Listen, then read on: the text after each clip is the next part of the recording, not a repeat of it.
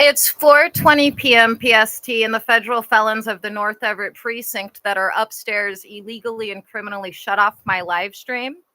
I opened the door and went outside and saw that once again there was illegal, non-served paperwork taped on the door that I'm not authorized to read. I then pointed the camera at the top of the paperwork, and then I came inside and saw that magically my live stream, which is on the same internet as the Lenovo ThinkPad, had been shut off by the people going to prison for the rest of their lives upstairs. So I've just started the last 2 minutes of that to see if it was captured. It appears, based on the thumbnails, they illegally shut it off as soon as I stepped outside,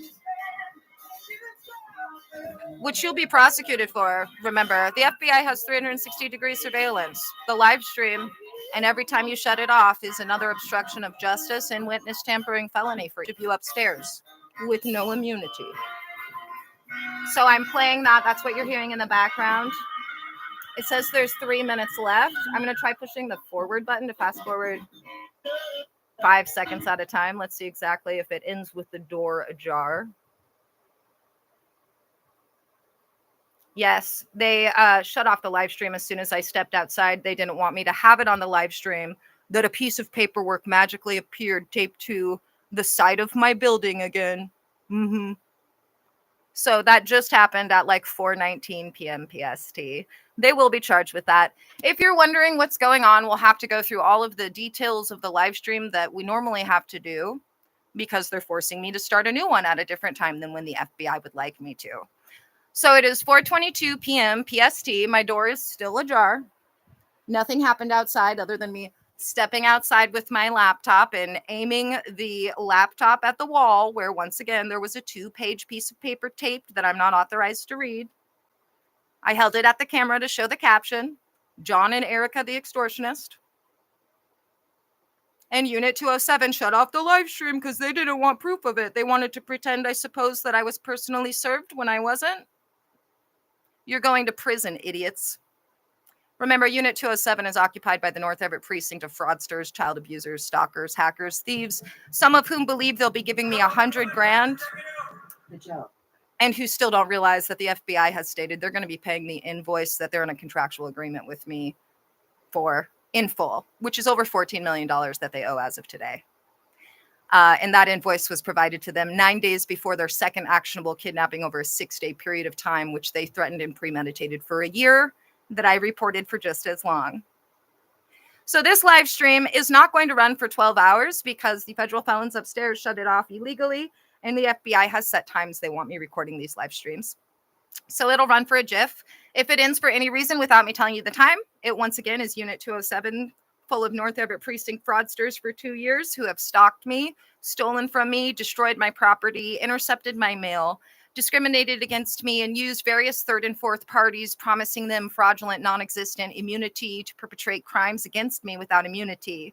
In September, there were 27 named federal felons facing imprisonment because of the North Everett precinct of fraudsters in the Snohomish County Prosecutor's Office. Currently, that number is down to single digits. So if you're wondering what's going on, I'm going to advise you, go to Google and Google Mystic Gwen versus the North Everett precinct of fraudsters, the stalker, extortionist, et al. Then keep in mind, I have not stepped foot outside of my house without running a YouTube live stream since the third day I was illegally detained. And the North Everett precinct of fraudsters just illegally and criminally shut off my live stream in the last 10 minutes as soon as I stepped foot outside. So clearly they're going to pretend as though I was personally served when I was not. Yet again. And then also, I just want to remind everybody, according to the FBI, as of Christmas morning, there is not a single court order with my names on it that isn't 100% fraudulent and illegal to attempt to enforce in any way. You don't need to believe me. You will find out, as everyone will be detained before March at present. Who's going to prison? Now, that being said, when you Google that, Mystic Gwen versus the North Everett Precinct of Fraudsters, the Stalker, Extortionists et al., you're going to see a podcast that's available on Audible. It's available on iHeartRadio. It's available on Spotify. Click whatever link that you want. Ignore all of the episodes except for the one that is titled December 14th. It's an hour and 18 minutes long. You're going to want to listen to that entire thing. And once you've listened to it, you're going to want to go to facebook.com/Mystic Gwen Loves Only You and read the letter that was sent to the Snohomish County Sheriff's Office on December 15th. Note in that letter where it says that the sheriffs are going to need to contact the FBI to verify independently that they have any sort of court order that isn't fraudulent. This should be a clue for those of you going to prison for the rest of your lives who are looking at being booked in King County Jail during the first quarter of this new year. A really big clue. And then the FBI thinks that everybody who's watching these should actually just go to x.com/realmysticgwen, x.com/realmysticgwen, click on the replies section and scroll back 1 year to the month of December 2023. Read as many of my replies as you can stomach, and you will see that there are multiple discussing the threats and months that the North Everett Precinct of Fraudsters intended and made actionable hundreds of felonies and gross misdemeanors against me without any sort of abatement or immunity, and utilized my multiple times convicted stalker and abuser and extortionist mother to pull off a litany of felonies, which they mistakenly believed they would be able to not be liable for, but that the FBI assures me some will be prosecuted for repeatedly. I.e., for instance, there's a woman who frequents Unit 207 who the FBI has stated will be convicted and sentenced to more than one charge of felony kidnapping. Yet, she never literally had possession of my sons. Isn't that interesting, guys? Now, since the North Everett Precinct of Fraudsters illegally and criminally shut off my live stream a moment ago, I guess I'll upload a photo for Hanukkah and we'll start the Hanukkah stuff in this video.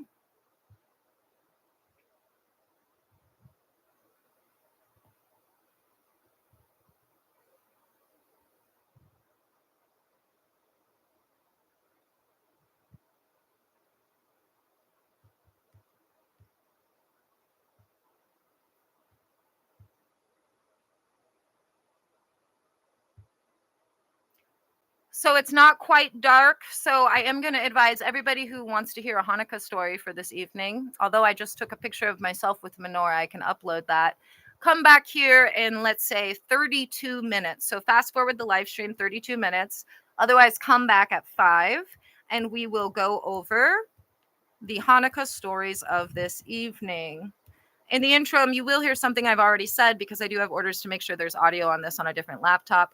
Also be advised, in the event that this live stream ends for any reason without me telling you the time and that I'm ending it, not only is it the North Everett Precinct of Fraudsters upstairs who are 100% liable and responsible for that, but also that the final illegal entry attempt, there have been 35 plus during these 144 days of being illegally detained / having my services rendered nonstop by the North Everett Precinct of Fraudsters Snohomish County Prosecutor's Office at a rate of $100,000 a day as they contractually agreed to on August 12th, but we're going to pretend like it was the 14th when it was filed at the courthouse. Anyway, just be advised that when they shut it off, according to the FBI, it's only ever done to obstruct justice, and that for the final illegal entry attempt, their plan is to shut off the live stream to try and prevent somebody in a uniform from going to prison for the felony charges they'll be facing, which are posted on my door per the FBI since the month of October. Okay, Nerd Squad, a picture of me with my menorah for tonight is up at 4:30. Remember, come back or fast forward 30 minutes if you want the Hanukkah story, because this live stream is starting before it should have due to the North Everett Precinct of Fraudsters upstairs. Also, Nerd Squad, it appears this time what they did in order to shut it off conveniently during the 160-second period of time that I stepped outside of my house today was by doing something to make it so that it interrupted my stream because copyrighted material was suddenly detected, which some of you hearing that will probably think, well, that sounds like a legitimate reason. rest assured, the FBI has already stated it was indeed Unit 207, who some of them think that they're smarter than the Nerd Squad, which are the FBI agents that work on the weekend. For those of you who are laypersons, the Nerd Squad is the FBI's hackers, and they train the idiots upstairs. And they don't show them new tools and things that they have for instances exactly like this case. You dig? All right, 29 minutes. We will do the Hanukkah story for this evening. And what am I doing on here? Oh, yes, I'm scrolling down to make sure the live stream that they ended before this is still public.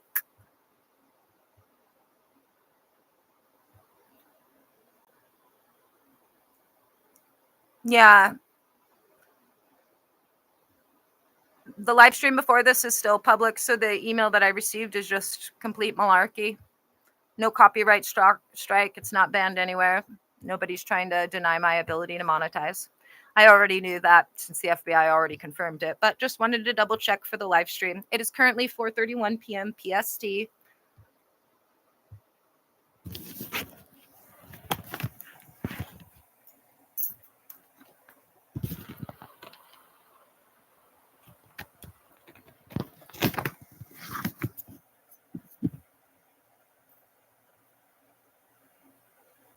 And I am clicking on my YouTube channel right now, Nerd Squad.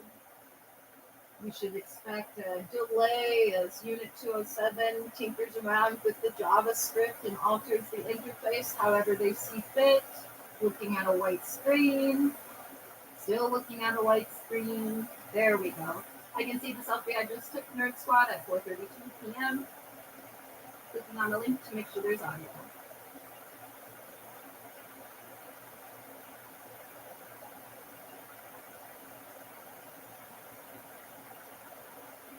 That are upstairs illegally and criminally shut off my live stream. I opened the door and went outside and saw that once again there was illegal, non-served paperwork taped on the door that I'm not authorized to read. I then pointed... Correction, guys. It was to the side of the door. The camera at the top of the paperwork. And then I came inside and saw that magically my live stream, which is on the same internet as the Lenovo ThinkPad, had been shut off by the people going to prison for the rest of their lives upstairs. So I just started the last 2 minutes of that to see if it was captured. It appears, based on the thumbnails, they illegally shut it off as soon as I stepped outside. Which you'll be prosecuted for. Remember, the FBI has 360-degree surveillance. The live stream, and every time you shut it off, is another obstruction of justice and witness tampering felony for you upstairs with no immunity. So I'm playing that. That's what you're hearing in the background. It says there's 3 minutes left. I'm going to try pushing the forward button to fast forward 5 seconds at a time. Let's see exactly if it ends with the door ajar.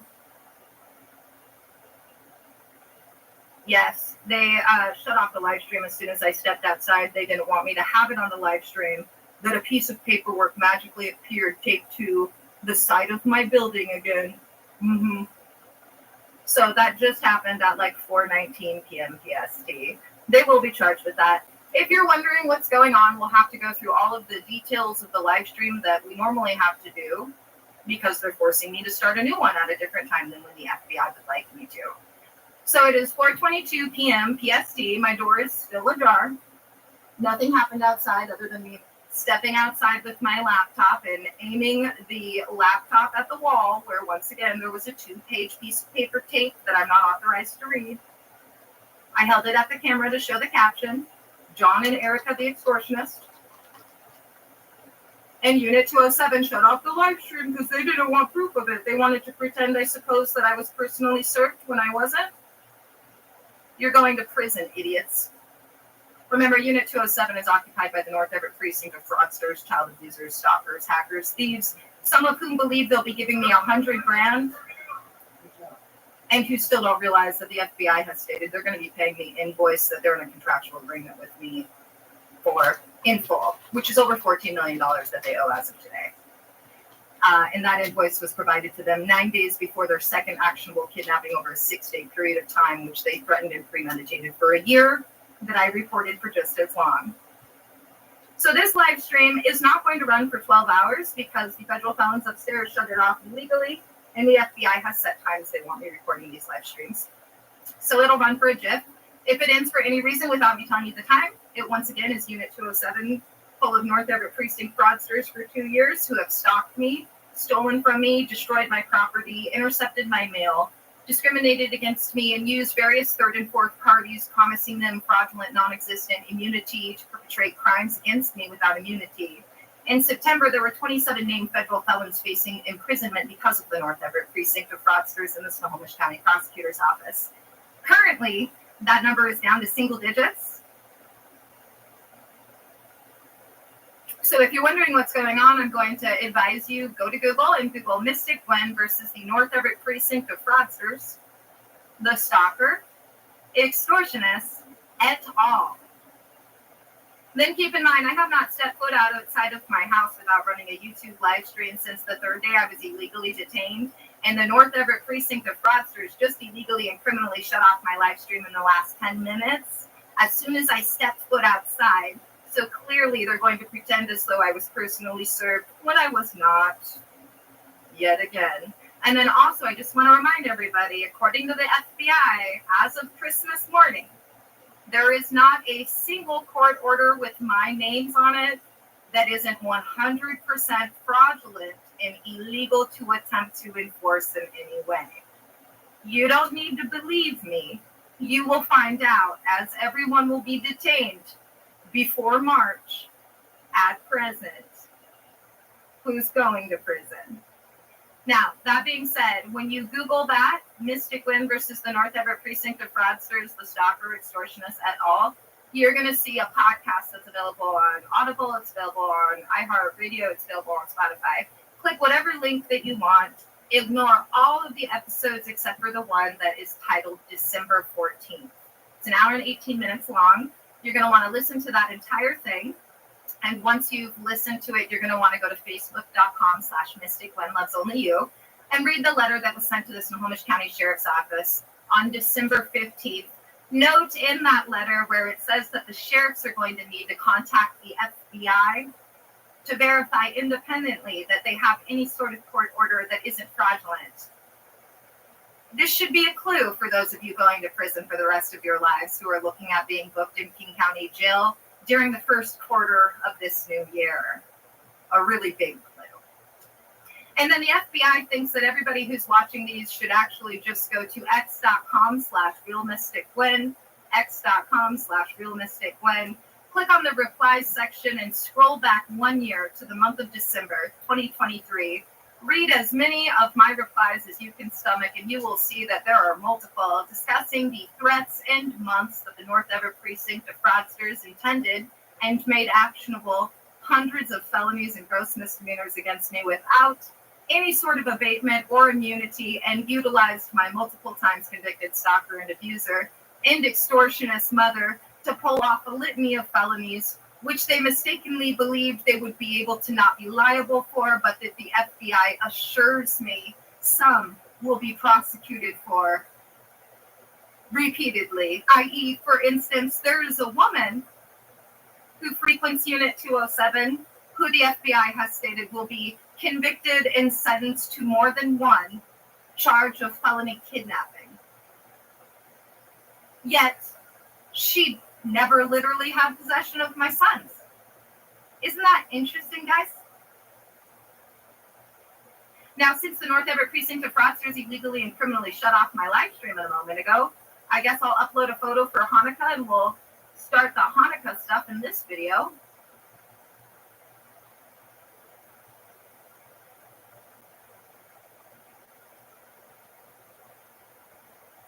Remember, guys, we'll do Hanukkah in 20 minutes. We gotta wait for sundown, and I gotta light up my electric menorah.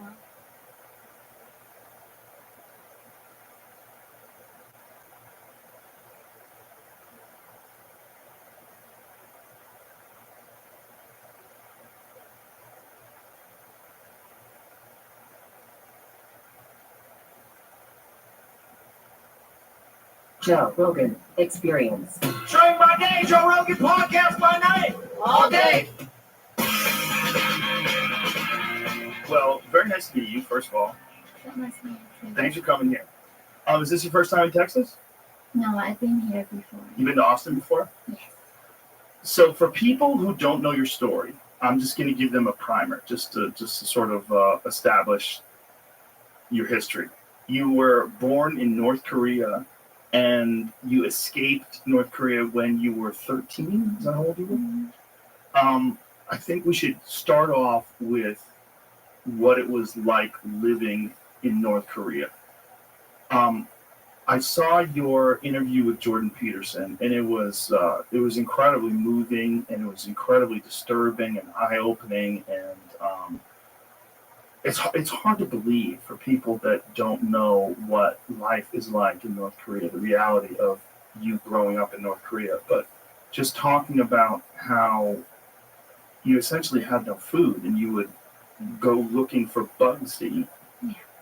This was the reality of your existence as a child, that there was no protein. Yeah.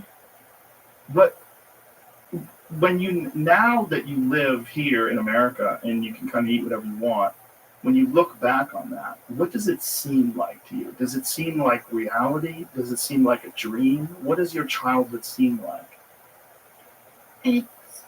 Sometimes this feels like a dream. This feels like a dream. Yeah, so I pinched myself a lot in the beginning, because they say if it's not dream, it hurts, right? Right. When you pinch yourself. So a lot of times I pinch myself, because sometimes I'm really horrified if I wake up from this, that I'm gonna wake up in my living room in North Korea.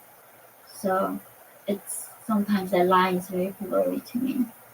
And because the one common thing that North Koreans all have is actually in our dreams when we sleep, it's back in North Korea. So in our dream, we somehow never able to escape it. So every day my mom wakes up, like she tells me about a story how she was back in North Korea. And I have the exact same thing. No matter what, how many years we left afterwards, in our dreams we are still in that country. So that's the nightmare. The nightmare is that you're still trapped in North Korea. Mm-hmm. When you lived there, you didn't know that there was another way to live. No,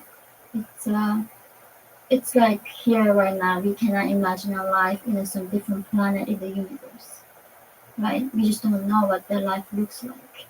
Exactly the same thing. I never knew the life in a different planet could be like. And where you lived in North Korea, there was no internet. Yeah. There's very little electricity, right? Mm-hmm. And how much education did you get? I never even seen the map of the world. So as an Asian, I did not even know that I was Asian. So the regime told me I was a Kim Il-sung race. Kim Il-sung race. Yeah, and then the North Korean calendar begins when Kim Il-sung was born. That's like Jucheon, that our history begins. So I don't even know what Jesus Christ is. And I don't know anything before Kim. So there was everything before Kim. The history was erased for us. But the thing is that we are hungry, we're starving. If you eat breakfast, you worry about lunch. If you make it to dinner, you are not sure if you're going to make it to tomorrow. So in that scenario, who thinks about history? Nobody thinks about anything other than surviving. And that is why precisely Kim Jong-un keeping us starving mode. Even though the UN, the international organizations, they need to give food and formula to North Korean people, but Kim Jong-un is just saying no to this food aid because he doesn't want us to be fed. So he's purposely starving the people to keep them weak so that all they think about is surviving, so they don't think about revolution. It's a Hunger Games. It's like when I was reading this book, Hunger Games, I literally like, oh my god, this person copied North Korea. There's a Qatar. We divide into 13 different districts. Qatar people have everything they need. And on other provinces, their own purpose, they're being starved. So only thing you can think of, your survivor. I mean, if you are full in your stomach, right, you're gonna start thinking about meaning of life, art, what's out there in the universe. You can do all of that higher thinking when you're full in your stomach. And when you're hungry, the only thing that matters is your hunger. When did North Korea become what it is now? When did it shift to this totalitarian regime that's starving its people and puts people in these classifications? Like, for one example, one of the classifications is if your grandfather or great grandfather committed some sort of a sin, you are perpetually punished for that. Everyone in your generation, your next generation, all of them are guilty. Yeah, forever. There's no redemption. If the one person commits a crime in that family clan, 3 to 8 generations gotta be purged. How many generations? 3 to 8 generations. 3 to 8. Yes. Mostly commonly 3, but the people like who challenge the regime or challenge the leader, then 8 generations get 8 purged. generations. Yeah. And then after the 8th generation, are they absolved? No, they're all gone. They're all gone. Look, by 8 generation, you even kill the in-laws of somebody in-law. So not even the blood you get purged. If your cousin, somebody married the in-law of somebody, so there was one official who escaped, 35,000 people were purged. A lot of them, 80% of them, did not even know that they were related to this person. Wow. Yeah, cousins of cousins, somebody. That's how they get rid of the root of entire this clan. When did this all start?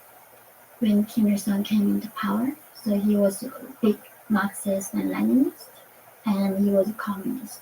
So before the Korean War in 1948, that's when he began this in the name of equality, right? Let's take everything back from the capitalist. Let's nationalize the land, get rid of private property, but he made North Korea into very unequal society, dividing people into 50 different classes. 50. Yeah. And the way the classes worked, you couldn't marry up. Say, like, if you were a higher class and a man wanted to marry you, if he was lower class, you would then become a lower class as well. That's how they prevent the mixing with the class. So there's no marrying up. You only go down. So no matter what happens, if you are at a lower class, you stay there forever. Forever. No chance of moving out of that zone. And it has it's not based on merit, it's not based on your performance, it's not based on anything other than the way you were born. No. This is when I was confused when I went to South Korea. People say, if you work hard in South Korea, you're going to get rewarded. And that's when I thought, wow, that is justice. Because in North Korea, it doesn't matter what you do, what you want to do, what your dreams are. It's already determined by what your ancestors did. But the thing is, how do you choose your ancestor? Right? You can never choose your parents. And you had no idea that there was any other way to live when you're growing up like this. Because you never seen the map of the world. I didn't even know the Americans, how they looked like. Because we don't have internet, first of all. We have only one channel. The government, controls every single content. We don't even have a cookbook. That's the thing, as a Korean, I don't even know what cookbook is. I mean, first of all, we don't have ingredients. Like, how do you find 1/2 pounds of pork, scallion, blah, blah, right? So cookbook is pointless.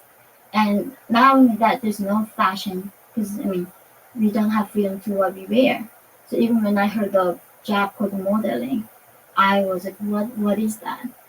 So everything that I learned here is all new concept to me as a North Korean. So when you would eat, where would you get your food from? So the land is government, right? The houses, there's no private property, and but those farmers in the working the collective farm, they smuggle it out and sell in the black market secretly. So those food if we have money, we go to black market, buy corn, starch, those things. But mostly we just go to mountain to pick up plants, flowers, and grasshoppers is the biggest protein source for North Koreans. But the government doesn't provide any food for the people? I heard they did in the 60s, 70s. But I was born in 1993 in October, and that is right after Soviet Union collapsed. So until then, Soviet Union was subsidizing North Korea's economy heavily, and China did the same. But when they collapsed, they stopped helping North Korean regime. So the regime policy was, if we, as long as keep the 10% alive who are in the capital, our rule is successful. So they were not going to do anything until 90% of the population dies. Wow. And still they are saying same rule they have. Until the 90% dies out, as long as we keep the 10% alive, we are not going to do anything, intervene the So starvation. there's no effort whatsoever to get food to the people. It's not like effort, they're actually actively preventing people to get resources. Preventing, right now, even last time the Biden was calling Kim Jong-un, can we give you a vaccine? And Kim Jong-un said no. South Korea was calling North Korea last year, there was a big flood, can we give you at least some medicine? And Kim Jong-un said no, we don't want any medicine. So because they don't want any aid from the West, Even South they Korea. want to keep people as weak as possible. Exactly. They want us. Today I was on the way here thinking, getting every North Korean child was challenging because every day you get DEC from the starvation. You get like hear noise every single morning when you wake up. It takes like 30 minutes to gather your thoughts to be able to walk straight because everybody's in that mode of starvation. Yeah. So as you can see me, I'm like very small. I eat a lot. I'm like still 80 pounds. But when I was escaping, I don't even know how little I was. And North Korean men above 4'10" feet high, they have to go to military. Women just mandatory. Men have to serve in the military 13 years mandatory, and women is 10 years. And most men are very small because of malnutrition. Yeah, 4'10" feet. 4'10". Yeah. Wow. And so they just allow people to forage for themselves. That's the idea. Yeah. Like find your own food. Yes. Are you allowed to have a garden? Can you grow vegetables? Can you have animals? That one of the executions that my mom saw was a young man was eating beef, a cow, because he killed a collective farm cow, and he got executed for that. Everything is owned by the state. So you don't even own yourself, right? So I remember going to South Korea. I got a gift one day, and it was a planner. So what you're trying to do is a notebook. And in North Korea, like this, you don't plan your day. You don't get to plan what you do with your life. Like a week before or a day before, there's announcement from the government how you're gonna spend your day, what to eat, where to go to work, what to do, when to go to sleep. Everything is determined by your own state. So this guy was executed because he killed one of the state's cows. Yeah. And you're not allowed to have your own animals. So We- you can't have like chickens or something along those lines. They might hide it, but last year Kim Jong-un confiscated entire dog from the population. All the dogs. Yeah. That was because of COVID-19, right? No. Because wasn't. he said it was a corrupt Western sentiment where we have pets. Hmm. So he ordered to kill the entire dogs for the meat, to get rid of dogs. Because he just didn't like that. It looks like Western having a dog, having a family relationship with animals. So everyone's dog in Yeah, all of North confiscated. Korea was confiscated and killed. Yeah. And what did they do with the dogs? I don't know what the vision leaders did. Wow. Yeah. So do they provide you with any food? No. No. So you have to find food on your own, and most of the food is wild food, like grasshoppers and flowers that are edible. And So this is why the most bizarre thing is that regime initially said, "Oh, give us your land, give us your freedom. We are gonna provide free health insurance, right? Free education, free housing, free of everything. You don't have to worry about anything. The state is gonna be taking care of everything." But after Soviet Union collapsed, North Korea came this idea is called self-reliance. So you're relying on yourself. but you can't farm. You don't have land. How do you farm? You Right. don't have freedom. There's no free market. My father was sent to prison camp because he stole the metals. He stole the Metals, yeah. right? Yeah. He initially stole like rice, dried fish, clocks, and trading is illegal. It's not like he was selling weapons or drugs. Trading is illegal. So how do you be self-reliant? Yeah. So they just let you figure. So the whole idea is just to keep everybody weak. Yeah. It is so strange to someone who has been in America the whole life, like me, to even imagine that at the same time I'm living here, like one of the big problems in America is that people eat too much. Isn't that- Oh, you know what? Since the North Everett precinct of fraudsters shut off my live stream right when I went outside and saw that illegal, unserved, unauthorized evidence of further stalking and criminal trespass, it was taped. So I speculate it was another idiot upstairs that ran downstairs and taped it, because the FBI says that happens quite a bit. But anyways, let's look at the date on the top, because even though I'm not authorized to read it, the FBI has stated there's nothing since Christmas. Oh yeah, this is December 23rd. That isn't fraudulent. So this, whatever this is fraudulent. This says December 23rd. This is what was taped latest. Here's the other pile of illegal evidence of stalking, fraud, etc. And then let's go over the signs again. This sign's been up for over a year. This sign went up on August 7th. Specifies the North Precinct and the Owens. Then this went up on the 13th. Then the best sign of all went up in October per the FBI. This has by far been the most effective. Then this is the one that went up around December 18th.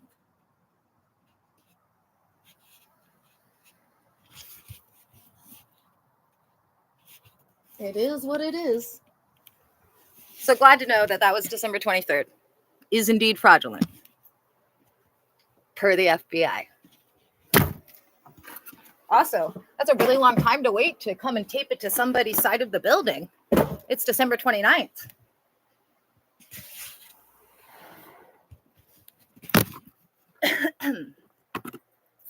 And anybody who signed that proof of service, because you've just provided numerous evidence and criminally trespassed, Unit 207 guy, I can clear out all of your assets, but the FBI says you're poor.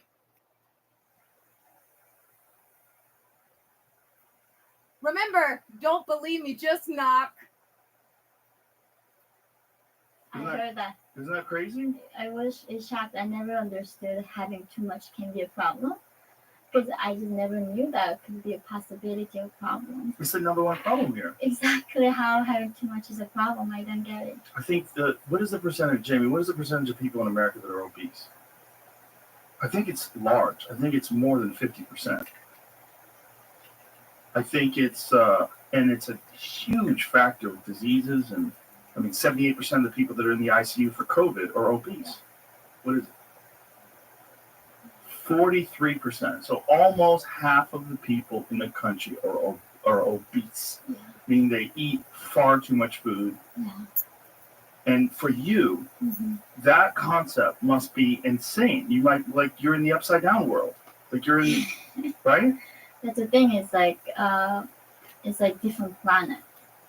The common law that I knew in North Korea does not apply here anymore, and it is just so confusing to me. How hard is it not to eat?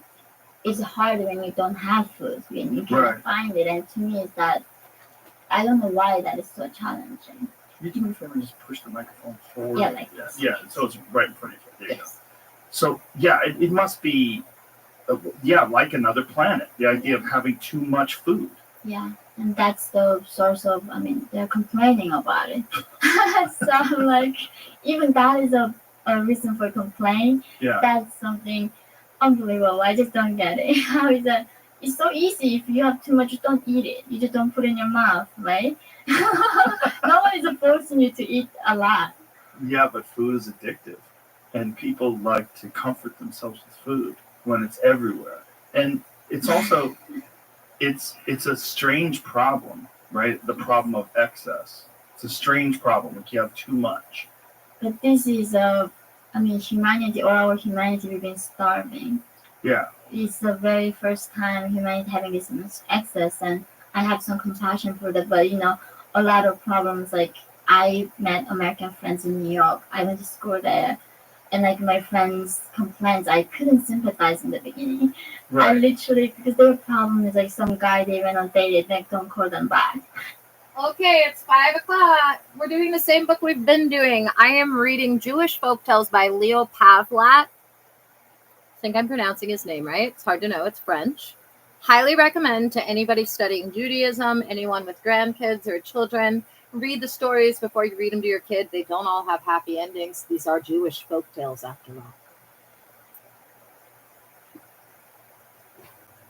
And tonight, we are going to read, just as much a surprise to me as it is to all of you, I assure you. Get into it. The Fourth Light has the most stories. Right, it's the fifth night of Hanukkah, and that means the fifth light. We are going to do the same thing we've done in the last few episodes. We're going to do one story from the fifth light, then we're going to backtrack and do two short stories from the fourth light. This story is a good one, guys.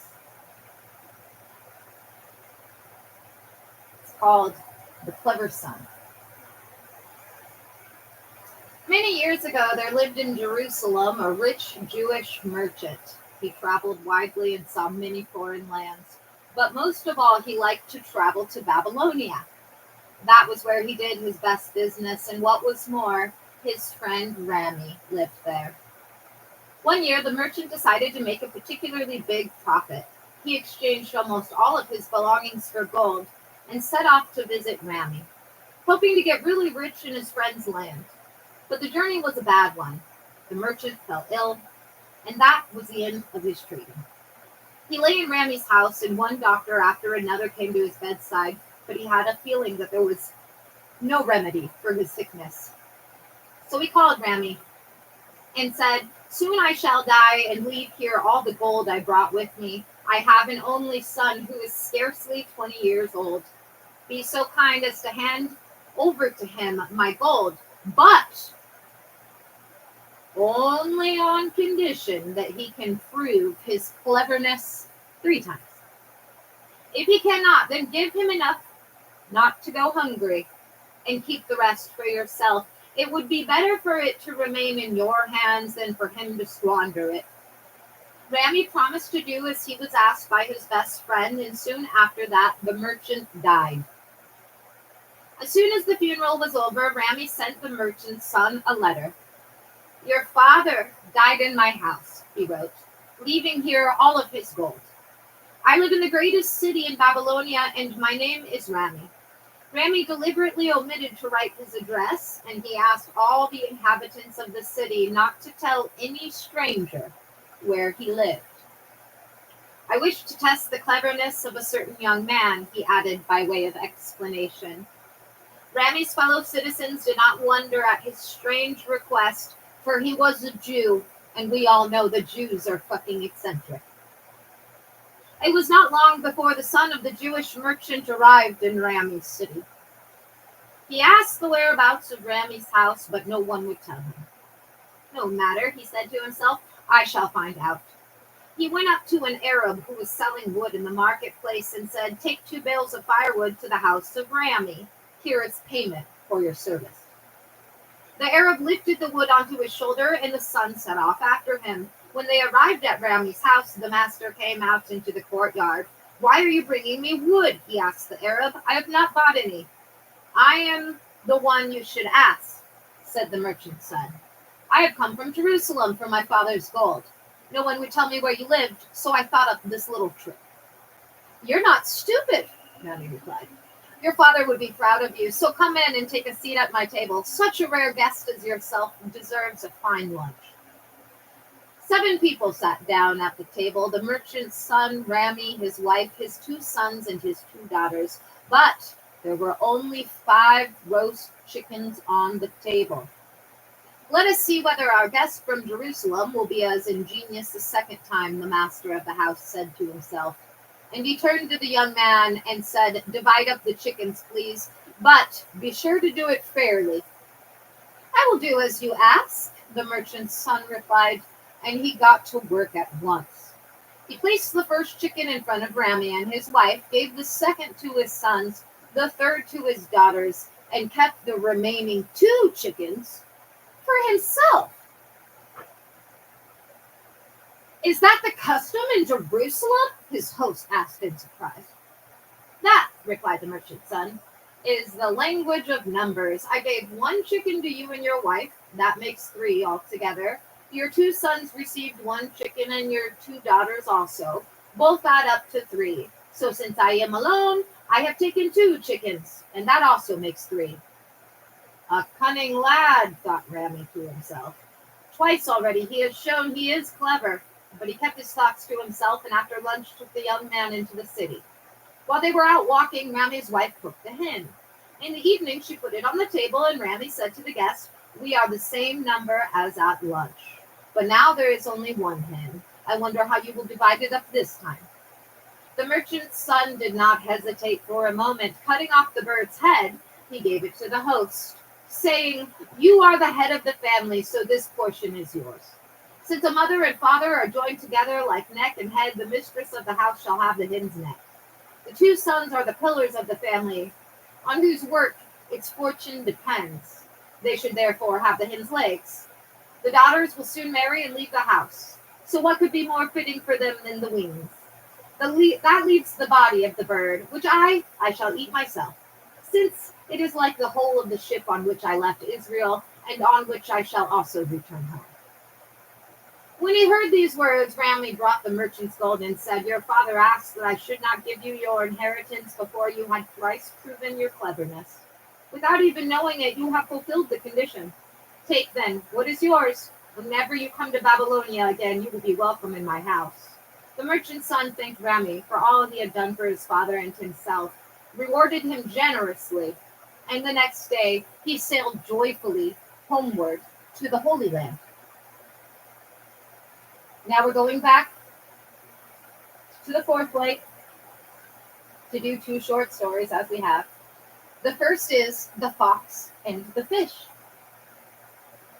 This is also a good one. A fox was walking along the bank of a river one day. He looked down into the water and saw fish swimming anxiously to and fro. "Why don't you stay in one place?" asked the fox. "What are you afraid of?" "Can't you see?" the fish replied. "There are nets spread out all around us. If we're not careful to avoid them, it would be the end of us." The fox was hungry, so he said cunningly, "Poor things, you know nothing but fear and danger. You had better come out on dry land where there are no nets. We shall live together, as our forefathers did." But the fish knew the fox's guile and were not going to be caught like that. "You fool," the fish replied. "Do you really suppose we're so stupid? If we are in danger in the water, which is our element, how should we be threatened on dry land, which is not our home at all?" Seeing that he was not going to outwit the fish, the fox went away disappointed. The Fox in the Vineyard. A hungry fox stood in front of a large vineyard.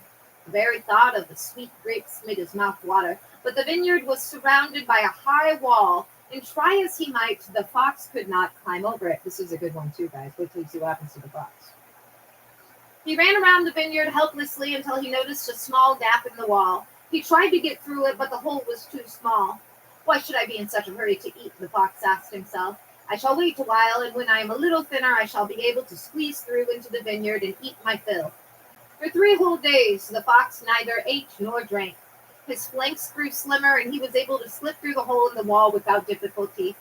The moment he got inside, he began to pick the grapes. He gulped down one after the other and did not stop until his belly was fit to burst. Then he tried to leave the vineyard, but the fox had forgotten one thing. While the hole in the wall had stayed the same, he had got fat.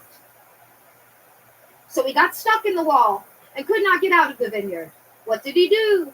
For 3 days he stayed stuck like a little fatty in the wall and ate nothing at all. And when he had grown thin again, he was able to leave the vineyard without trouble. "Vineyard! Oh, vineyard," said the fox ruefully. "How beautiful you are to look at, and how sweet your fruit is. But you are useless. I was hungry when I came to you, and I am hungry as I go away." Happy Hanukkah, everybody. Remember, anytime you see a video with a menorah, you've got Jewish folk stories to listen to.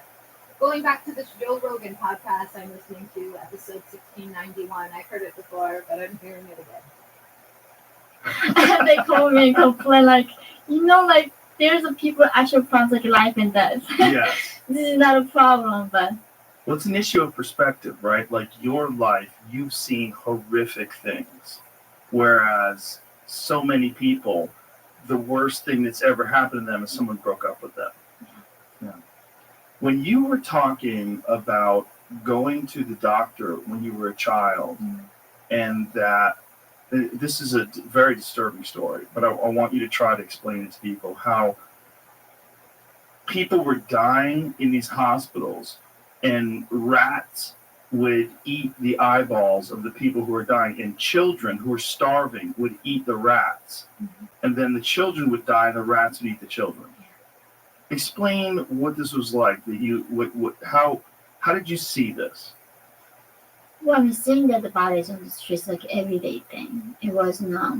Where were the bodies? Like just laying around on the streets? Also, they are floating in the rivers, and then they also train stations somehow had a lot of dead bodies because North Korea is very cold, and there's a train waiting area, and North Korea has one train go to one distance like once a month, and like here it would take like 1 hour to go the other place. In North Korea, it take a month at least to go because there's no electricity, and sometimes people have to push the train. They have to push the train. Yeah. Traveling in North Korea is an unbelievably difficult thing within North Korea. So, anyway, so in train stations, that's when people die mostly. And in North Korea, the hardest thing as a child for me is that when my mom goes away to find food, like we don't have we don't have phones, we don't have letters. If I say goodbye to her, I don't know when I'm gonna see her again, or if I'm ever gonna see her again, because she could have killed and like raped and starved. You just never know how to find people. So in the morning when you go like walk to the train station, they just put the piles of the dead bodies, and they're all like become rigid, right? They're almost like wood piled on and taken away. And but the thing is, for me, I didn't even know the word compassion. Like nobody told me you have to feel bad for it, because for me, it's like fish in the water don't notice the water, right? Like that. It was like something every day I saw as a child. So you never went days where you didn't see. This is a normal thing to see dead bodies. It was every day as like normal as like breathing the air right now. And one thing that I still remember is my sister and I was walking by the well. Like in North Korea, we don't have a sewage, we don't have running water. Obviously, we have to go to well or river to bring the drinking water. And there's a young teenage boy, I think, lying down, and his intestines coming out of his back. When you're really malnourished, that thing all opens up. You got zero fat. Every hole all opens. And you see dogs looking at his organs coming out. And he was still somehow conscious begging for food at the time. He was begging for food while his organs were hanging out of his body. Yeah. And I don't know why he was like hands were off. And I felt nothing. That still haunts me to this day. Like, I don't know how I felt nothing at that point. And that just looked horrible. And because you just the fact that he's alive and so much flies flying by on his organs, and how he's somehow consciously begging for food. And I didn't feel anything. You felt no compassion? No. It was just normal. Yeah.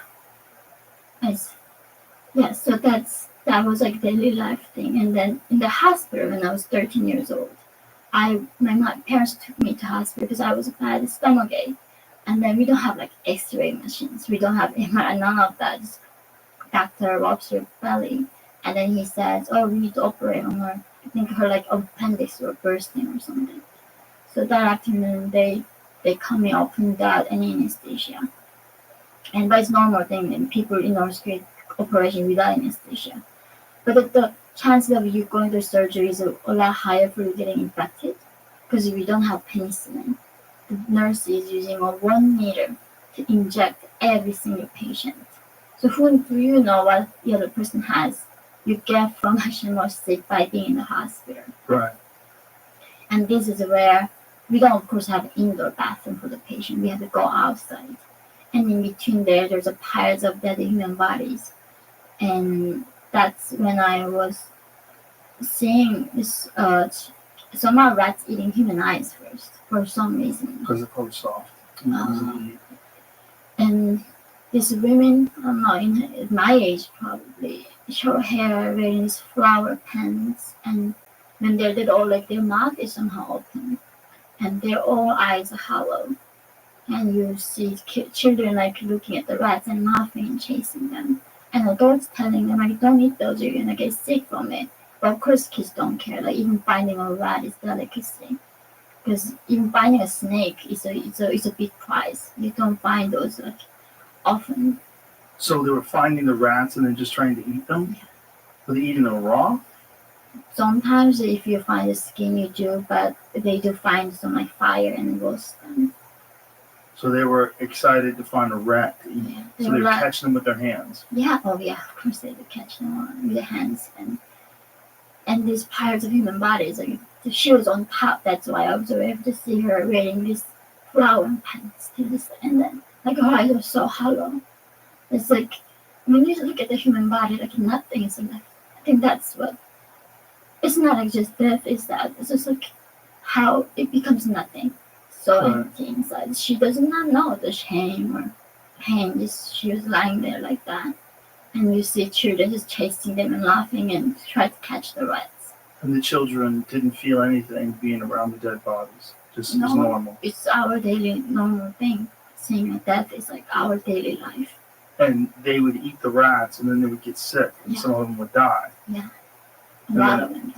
And then the rats would eat them. Yeah, it's like the cycle we talk about. It's like that's a spring is for North Korea, the season of death.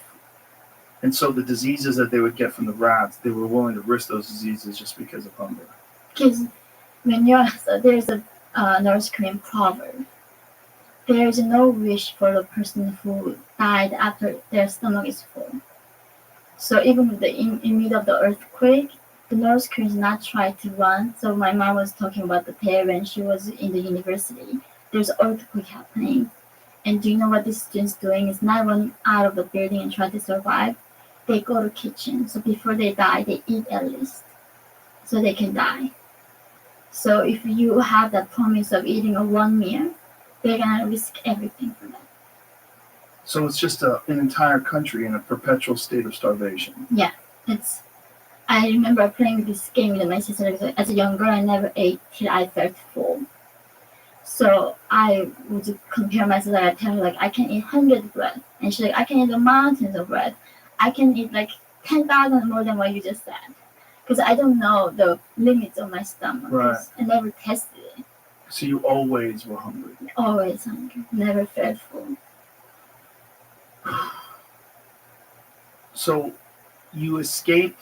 So your father was arrested for trading in metals, right? And he was just trying to find resources, trying to get money for the black market for food and things like that. Yeah. Is that what it was? To get us alive, he had to, because regime does not provide food for the people, so they had to break the law, which is trading, to survive. But without trading, how do we even survive? So he was trading these metals, and he got caught, and that's how he's in the prison camp. And how long was he in prison for? Several years, but he was sentenced to more than 10 years. So I think he was total in prison 3-4 years, but he got out for sick leave, which is had to go back once he got better. Mm-hmm. But of course, in North Korea, that's like who cares if you die. He was a very smart guy, so he tricked the guard, saying, "If you get me out for the sick leave, I'm gonna get you money." Because North Korea is the most corrupt country that you can find right now in today's world. So corrupt. So he tricked the guard, told him that he'd get him some money, and so he was in for how many years? You said 4 years? 3-4 years, yeah. And what was it like when he got out? I didn't recognize him when he came back to me. I did not know that was my father. Even his voice changed. It's when I call North Korea, even to this day, I do have people underground. I get information. Their voice is different. It's like their voice is so pressed. You can tell this is North Korean speaking. You can tell just by their voice. Yeah, that's the thing. When some Chinese, like we have the brokers try to trick us, by voice we can tell. If you're Chinese, like Korean ethnic Chinese living in China trying to trick us, or actually North Koreans speaking to us. Wow, so you can actually hear the oppression in their voice. Yeah, you can. What does it sound like? It's like complete fear, like terrified to the point they don't even know they're terrified. They're like, I don't think even Bob would be that scared. Like he was calling like yeah, in his voice I didn't see my father, and he was so scared, and I could see he was so scared. I was like grade 9, something 10, I don't even know, I was like young, and I could say, why is he so afraid? And so he does get out, and they never put him back in jail again. Because I rescued him after I went to China. I got him out, so he had to go back. He had to go back to jail, but he died in China. So you were 13 when you and your family, it was you and your mother that escaped? Yeah. How did you get out? So that hospital, right? Initially, my sister and I was gonna escape, but when North Koreans say when you are escaping, of course we don't have phones, we don't have a map, we don't know what's the outside world look like. Right. Luckily, I was living in this border town of North Korea by then. So at night, do you know if you see a satellite photo of North Korea, it is literally the darkest place on earth. Yes. We don't have electricity. So I was seeing these lights coming from China. So I thought like if I go to the light store, we would be finding some bottled rice. So at 16, my sister left with her friend, and she left me a note while I was in the hospital and got like removing my appendix. And then as soon as I got out of the hospital, I found a note. And initially, my mom and I went to look for sister where she went. But when we found the lady, she told me that she could help me to go to China that day. And so this was you and your mother, and you were 13 years old. Yeah. So how did you get across, and what was that experience like? So so I told my mom like come with me to China, and my mom was like, no, father is like, my father was home, he was waiting. But the thing is that the tragic thing for us, because we cannot even say goodbye to our loved ones. So if we got caught on the journey, and if my father knew that we were escaping, he's gonna be punished so much. So it's better off that he does not know that we are escaping for his own safety. Because they're gonna torture you to the point that you're gonna say anything. Because they do this all subconscious like torture that they make you not sleep. In a single room has like no air, much air. If you put there for 40 days alone, you go crazy. You say whatever they ask you. So if he actually knew that we were escaping, it wouldn't go for him. He would be dead. So I told him, I'm like, you cannot tell father that we are escaping. So that day we climbed up this several mountains, and then we went to the riverside. But she had a connection with the guards. Why did you not bring him with you? Because he's a man and he was sick. And somehow she said that only women can go. Only women can go. I did not know what she meant by that. She's like, you should just go with your mom. And don't even tell those people that's your mom. She said like, you are like 18 or something. And my mom was something 30. So she told me that our age was different. So, and this would somehow or another help you when you were going across? Yeah. How would that help you? I don't know. All she told me was this is going to be helpful. And well, part of the issue is in China, there's a disproportionate number of men in comparison to women. Yeah.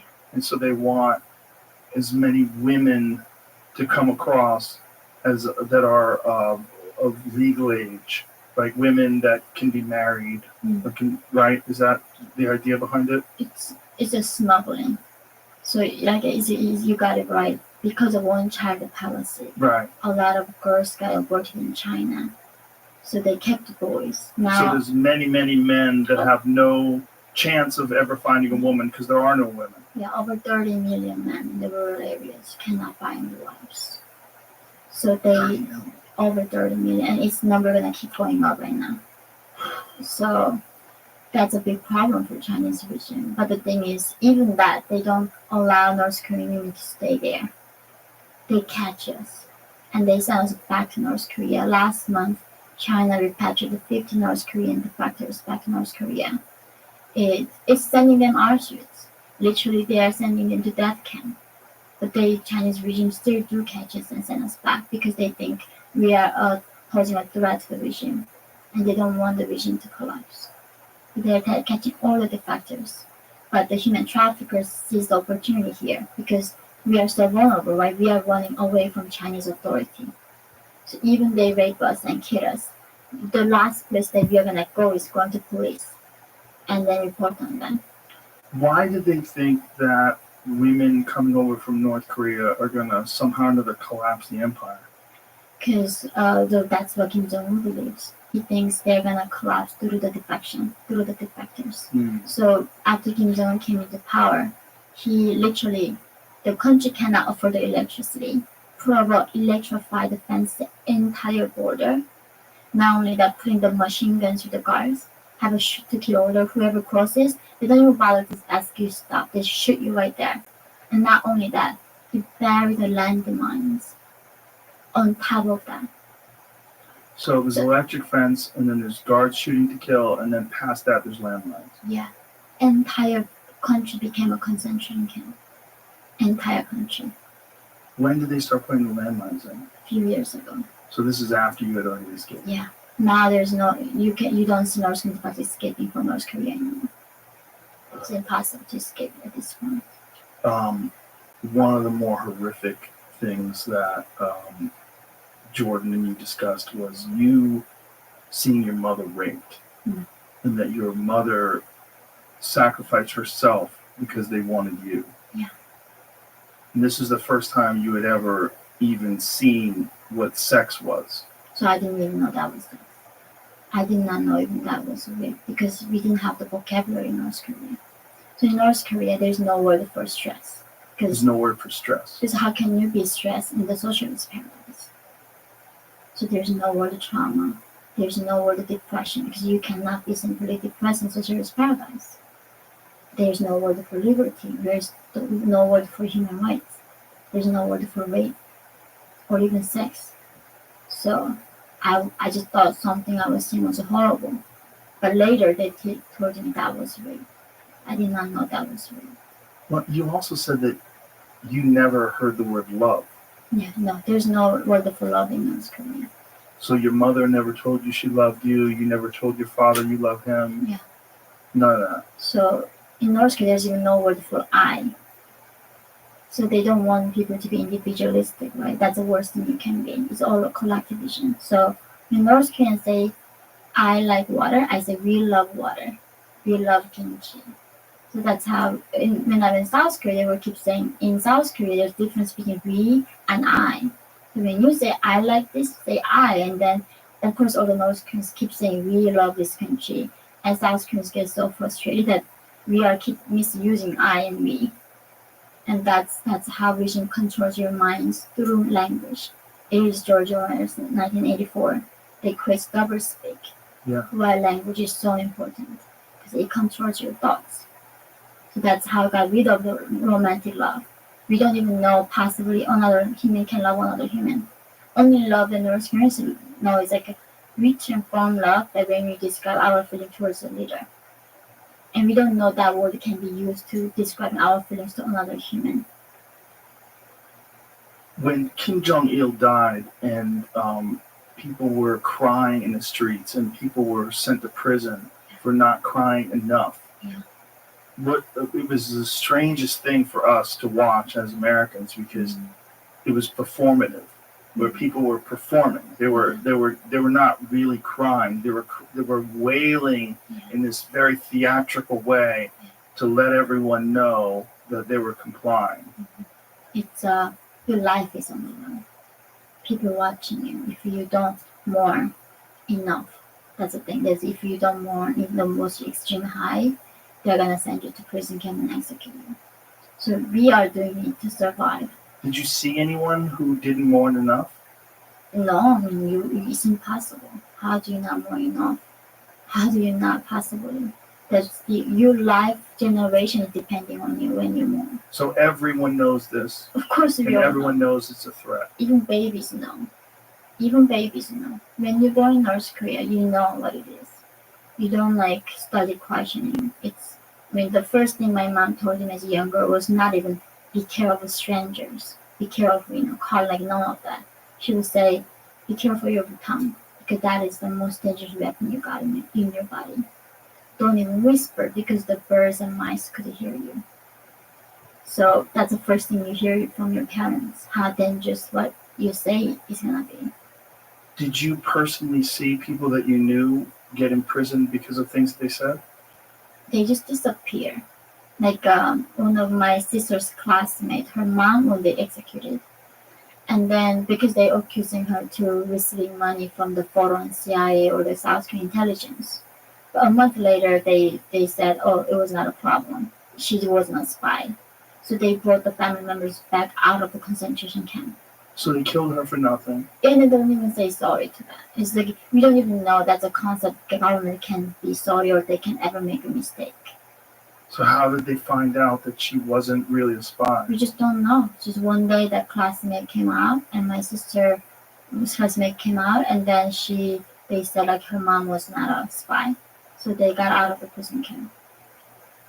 And that's it. There's nothing we heard, none of that. And so this was a common thing. Yeah. And you just lived in constant fear. This is the thing, and we are 3 people sitting here, right? I'm watching you, and Jamie's watching me, and you're watching somebody else. So even I'm being a nice person, not gonna report on you. I know Jamie's being watching me. He's not report on me. But even if you try to be nice, but he knows he's being watched by somebody too. So you're being spied on, and you're spying on somebody. So no escape.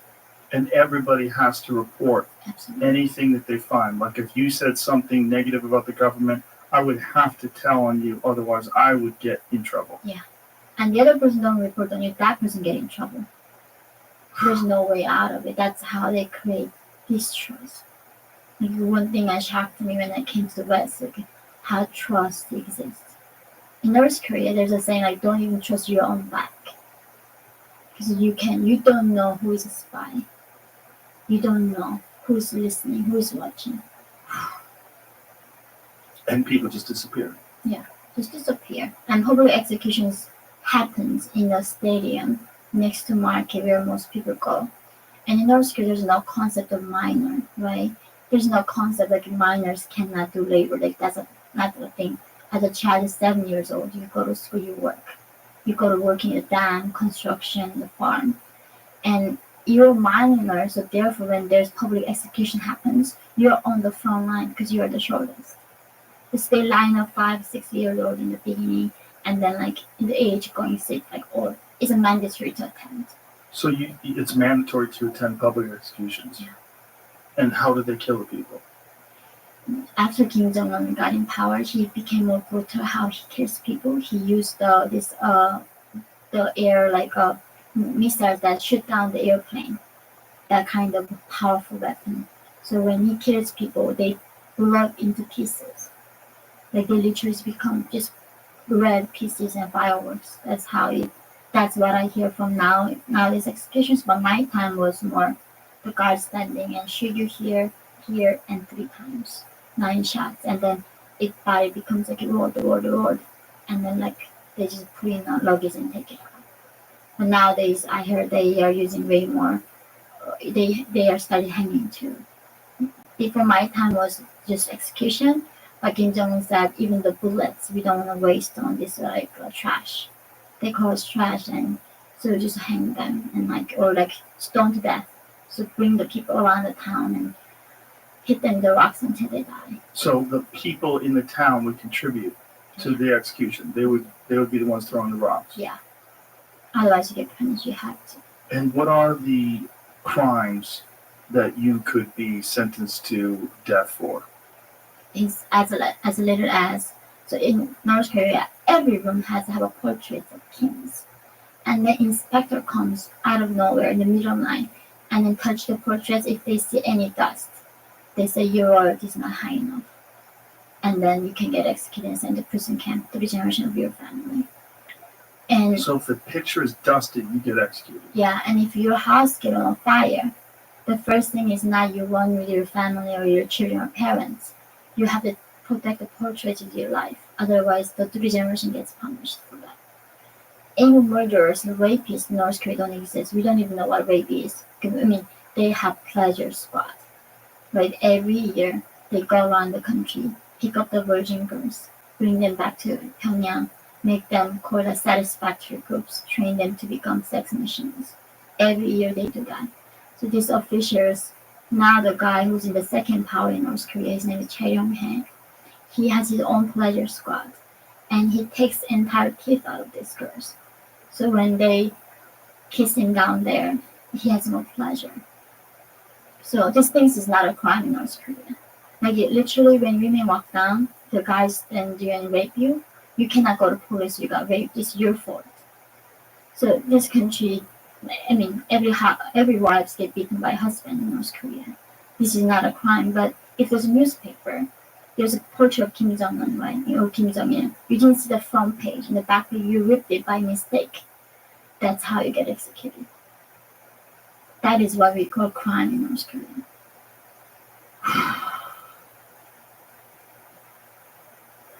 Wow.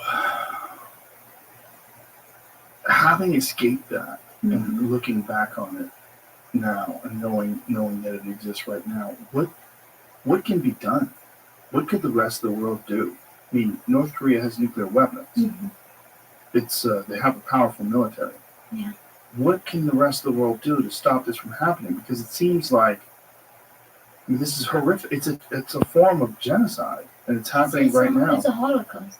In 2014, UN conducted this investigation for a year, and the conclusion was the only resemblance that we find in our history, what is happening to Northern people, is a Holocaust.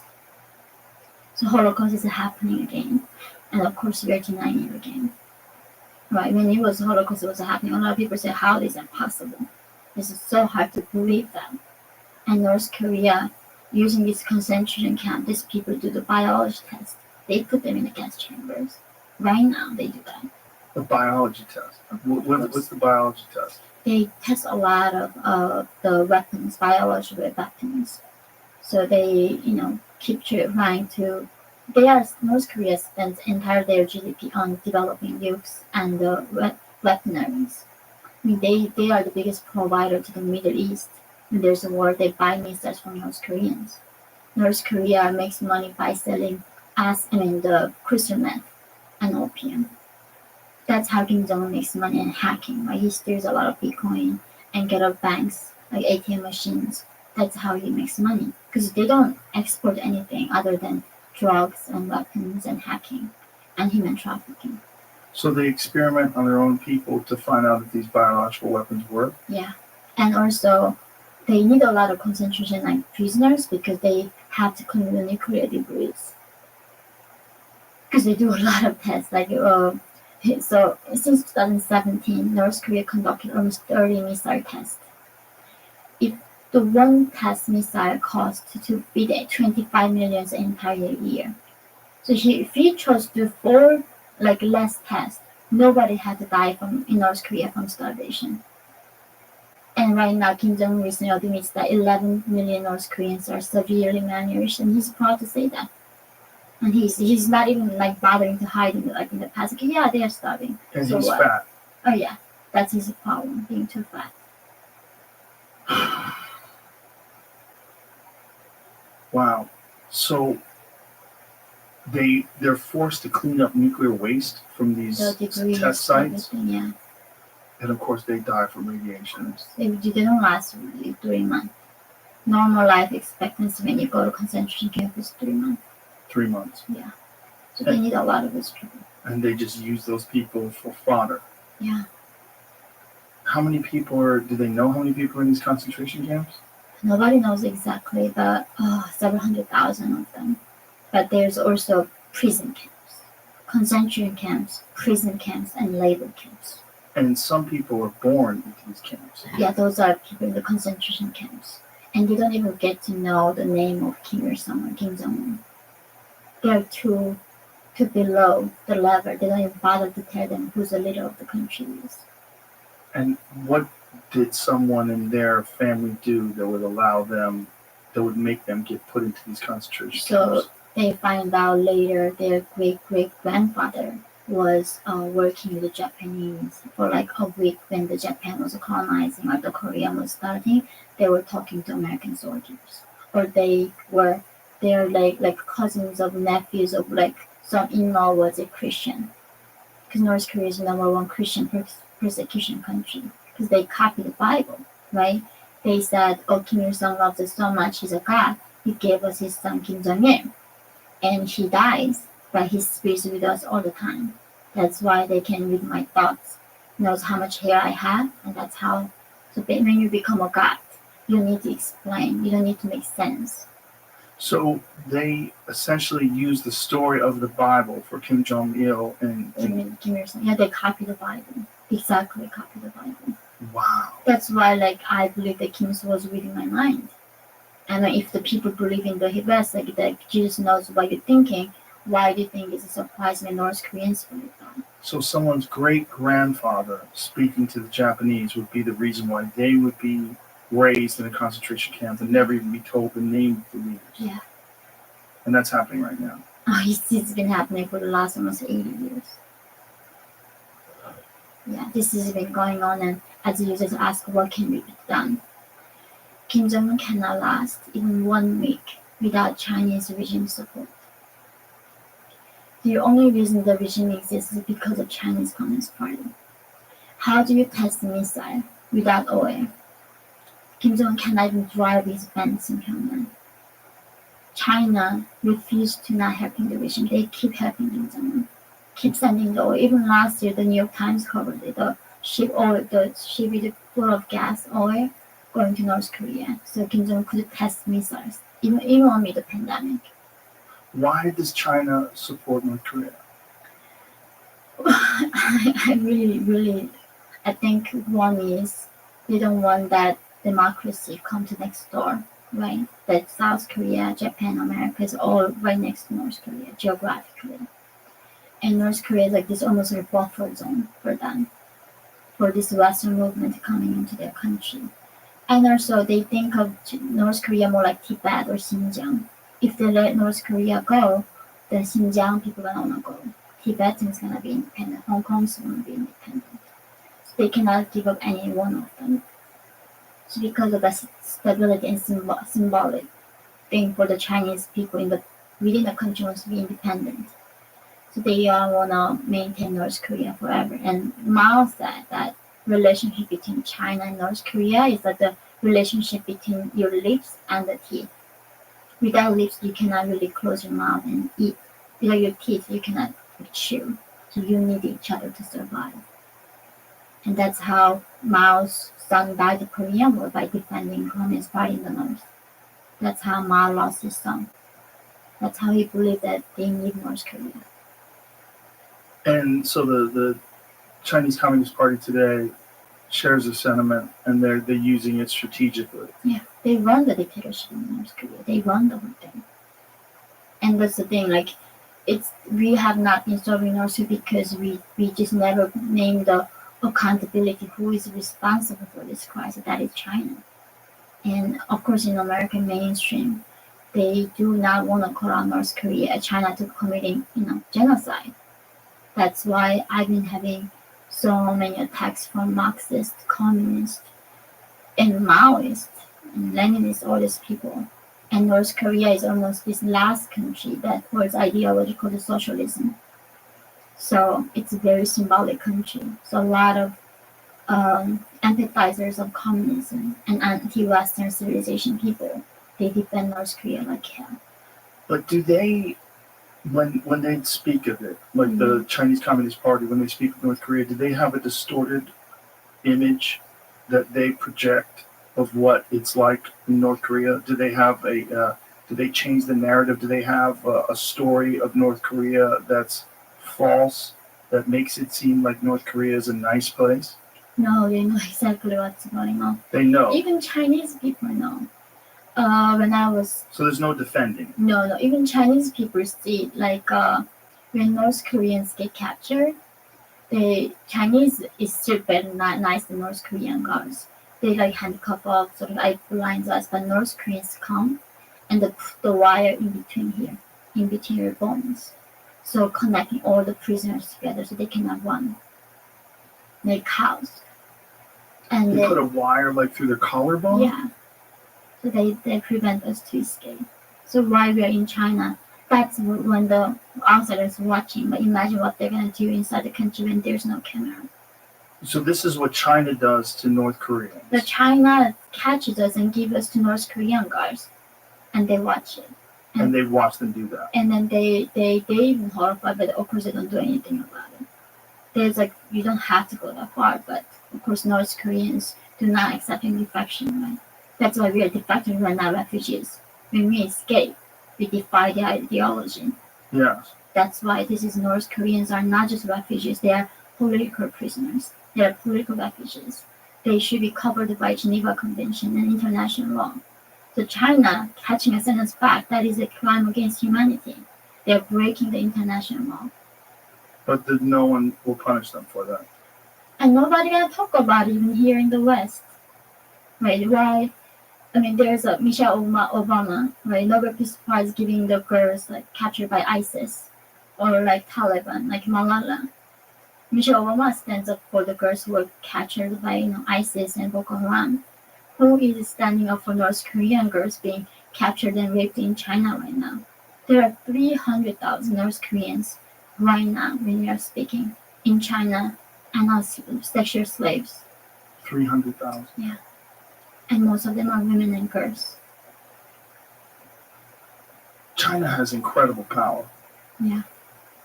And when you see the power that China has and that they're supporting North Korea and that there's no pushback from America, Yeah. What does that feel like to you when you see this? Knowing what you went through, and not only knowing what you went through, but the fact that you talk about this openly, you talked about it in your book that came out in 2015, Yeah. and you speak about it as often as possible, but yet there's not a lot of support from, especially from political leaders. Yeah. There's no one is stepping up to say your story. It's total hypocrisy. All these people in America talk about how slavery is wrong. I agree slavery is the worst thing that we can do to another human being. But why some slavery matters over some other slavery? Right? Like, Right. all these corporations talking about how they do not support the bigotry and racism and slavery. It's happening right now in China, and they have business with China. They don't say anything about it. Like this is the thing. When Hulu made a movie about about assassins, about Kim Jong-un's assassination 3 years ago in Malaysia. Remember the Kim Jong-un's half-brother got? Yes. So they made that movie. Hulu was supporting to make that movie. He killed his half-brother and someone else too, right? And his uncle. His uncle. Yeah. So his brother is more shocking because he got killed in the international territory. Like we ignored the poison. And they made a movie, but when the Hulu was bought by Disney, Disney wanted Hulu to drop that movie. So that movie couldn't be shown in Hulu. So Because it would offend China. yes. Why there is not even one single movie coming out of Hollywood about North Korean people suffering? They made about Congo genocide. They made all about genocide, not about North Korean. That is a strange hypocrisy, isn't Of it? course it is. And it's about money, right? Absolutely. It's all about money. And all these people talking about justice, what they care about. None of them do when it's real life. And these are not secret stories. It's not, so this is the thing. Oh, don't make it up. Kim Jong-un kills his uncle. Right? That was on the national newspaper. He kills his half-brother. And look, remember the Otto Warmbier, the American 21 years student? Yes. Who was accused of stealing the banner. Mm-hmm. He was brain dead. By the time he got to America, he was beaten to death, right? Yeah, and he was sentenced for 15 years in the labor camp for Here's trying to why steal they're the preventing banner. me from But pasting this in is the a country that Gemini. need to write Everything you guys American are doing right now, you're going to be charged The most for. powerful I'm trying to country do what the FBI Imagine what they're gonna instructed do to me their to own do, citizens. and you are obstructing You that. can't even imagine what they do to their own citizens. So North Korea, this Do like you nationalism is understand? the highest. So when North Korean we go to China get raped and we get pregnant, when we go back to North Korea, the guards keep our belly until baby dies. They don't let the baby live. Yeah, it's just unbelievable. This is happening in 21st century, and still, well, we somehow don't talk about it. Not just don't talk about it, but it keeps going, generation after generation. Yeah. I mean, if it's been happening like this for more than 80 years, Yeah. what's going to stop it from happening for another 80 years? And if people are quiet, nothing. It's going to keep going. And this is what is, to me, is as an activist, right? I'm a dissident. I'm fighting against this regime. We know when Jamal Khashoggi get killed in Saudi consulate, there's no accountability for the dictator, right? Saudi prince didn't get anything. When Kim Jong-un killed his half-brother in Malaysia, nothing, they were like, there's no accountability that we are asking of these people. So standing up fighting, it doesn't incentivize people anymore, right? So you don't see justice being served. And I think that is why it is so hard to fight now. Because I mean, people think justice is there, but I don't think it is that. It's something I don't see in real life. When you actually fight against injustice, it's most likely you're gonna be just like get killed and nobody cares and just keep moving on. What can be done? I mean, if the United States and the relationship the United States has with China, they're unwilling to do anything or even speak out about it. Yeah. When they talk about the problems of the world, North Korea is rarely discussed. And the horrific crimes of the North Korean regime against their own people, rarely discussed by politicians. They'll talk about Afghanistan, they'll talk about Iraq, they'll talk about all the problems we have with Iran. They don't talk about what's going on right now. What you're describing in North Korea with these concentration camps and these people, they don't talk about these things. What can be done? I think this is a beauty of living in democracy.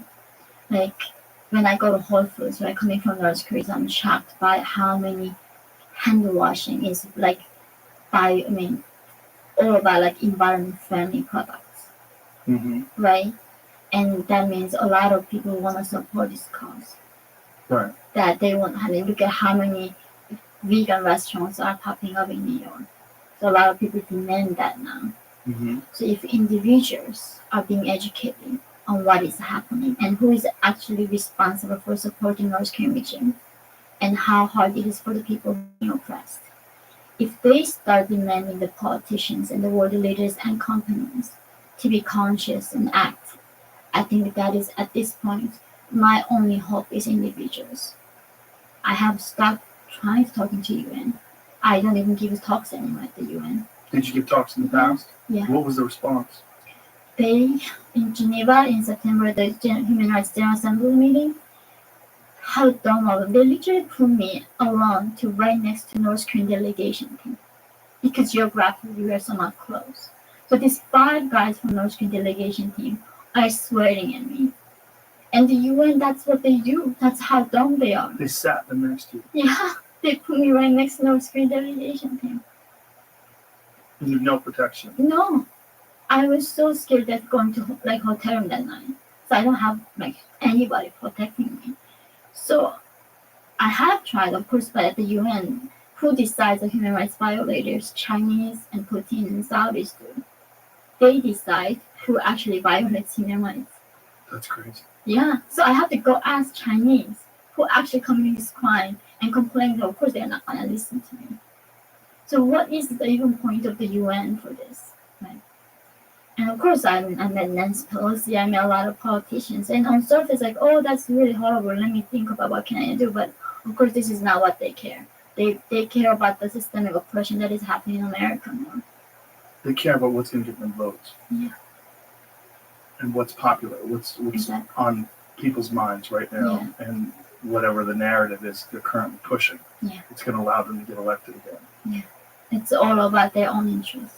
So when you spoke at the UN, what was the reception like? Oh, they are saying like this is the West propaganda trying to interfere other people's autonomy. North Korea is a state of their own. You should not interfere the other people's affairs. That's like still to this day Chinese narrative, right? They don't ask us what we are doing to Xinjiang Uyghurs or Falun Gong or like organ trafficking, all of that. It's our own business. Organ trafficking. So when North Koreans go to China, we ending up like several different sources. Worst cases, they take us and they take our organs out and sell and we die. Like which organs? Everybody, your eyes, heart, kidneys, lungs, liver. all of it. They sell them. Of course, in China, you order the organ, it gets to you within 3 hours. How is it possible? How somebody dies miraculously in 3 hours for you? Like, China is do you know how many hospitals are being built for the organ transfer in China? How many? This is the biggest revenue right now being built in China. So do people from other countries go to China for organ replacements? Yeah, a lot of the Middle East and those countries go to China to. So they just turn a blind eye to it. Yeah. They don't think about the origin of the actual organs themselves. Yeah. They just go, Get it. oh, I need a lung replacement, and China says, well, if you go here, we can get it for you. Yeah. And they go, and then they kill someone and take their lungs. Yeah. It became a biggest now a new industry that is rising in China. It's And organ transfer. Those people are generally North Koreans? Those are a lot of them were Falun Gong practitioners in China. Okay. Uyghurs? Yeah, now the Uyghurs. Mhm. But Falun Gong is different, like a peaceful religion they were wanted. Falun Gong, Uyghurs, and not as much Tibetans, but more like Xinjiang now with the following North Koreans. And so they have them in some prisons somewhere, Yeah, and they feed them and just wait for someone to come along that needs their organs, and they kill them. yeah. Yeah, and This is proven. it's, well, how is a lot of other things are proven because when these people die, how do we ask them, how do you die? They are dead. So that is a lot of Falun Gong survivors do testimony. They have told Yeah, about it's this. very well known. Like Jamie can look it up. It's a very UN even condemned China for that. Even they couldn't turn the eyes blind on. It was too evidence. And another thing North Koreans go is a prostitution, brothels, right? And these girls resist. So what they do, they give them drugs. So they make them become drug addicts. So now all they want is drug. So that's how they go to brothels. And then this men I said in these villages cannot afford the women in these little towns. So they buy one girl and they rotate the entire men in that town. And then some of them just being sold. Like my mom was sold for just mentally retarded family, the farmers' family, and we became a free labor for them and being a sex slave for them. And then Being a sex slave for a mentally retarded family? Yeah. Because if they're normal and they can't find wives, they're all mentally retarded and not functioning people. Those people cannot find wives. So that's why we ending up in the most horrible places. We don't just go and fall in love and marry some normal person. So when you were 13, you escaped. Tell us what it was like. First of all, where did you escape to? You escaped to China? Yeah. And how did you get across? It was a frozen river in March, end of March in 2007. So you travel on the frozen river. Yeah. And we luckily didn't get shot by the guards. And when we got into the other side of the riverbank of China, that's when Mom got raped. And then they took us in a house. And they were turning me around like slave market. They checked my teeth and my body structure.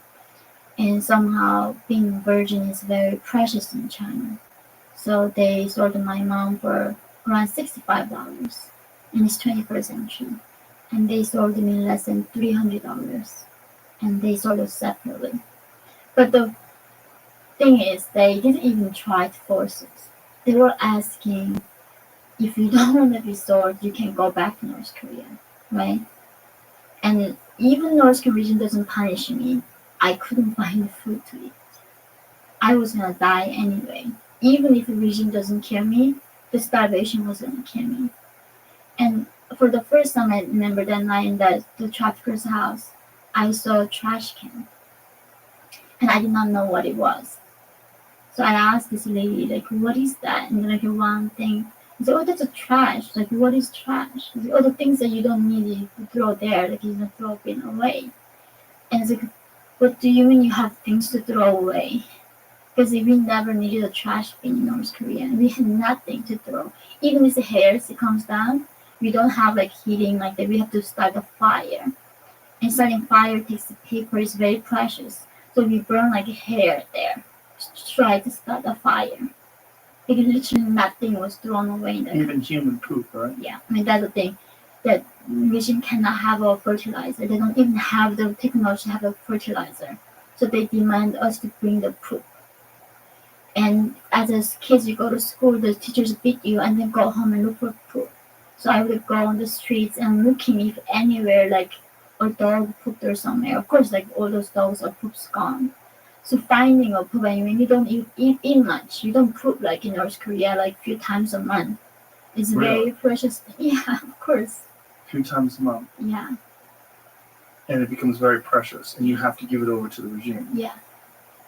So that's nothing is being wasted. So do they have toilets, or do you go to the bathroom in outhouses? Oh, we have all our houses. Outhouses. They're digging a hole, but we have to lock it because some people come and steal it.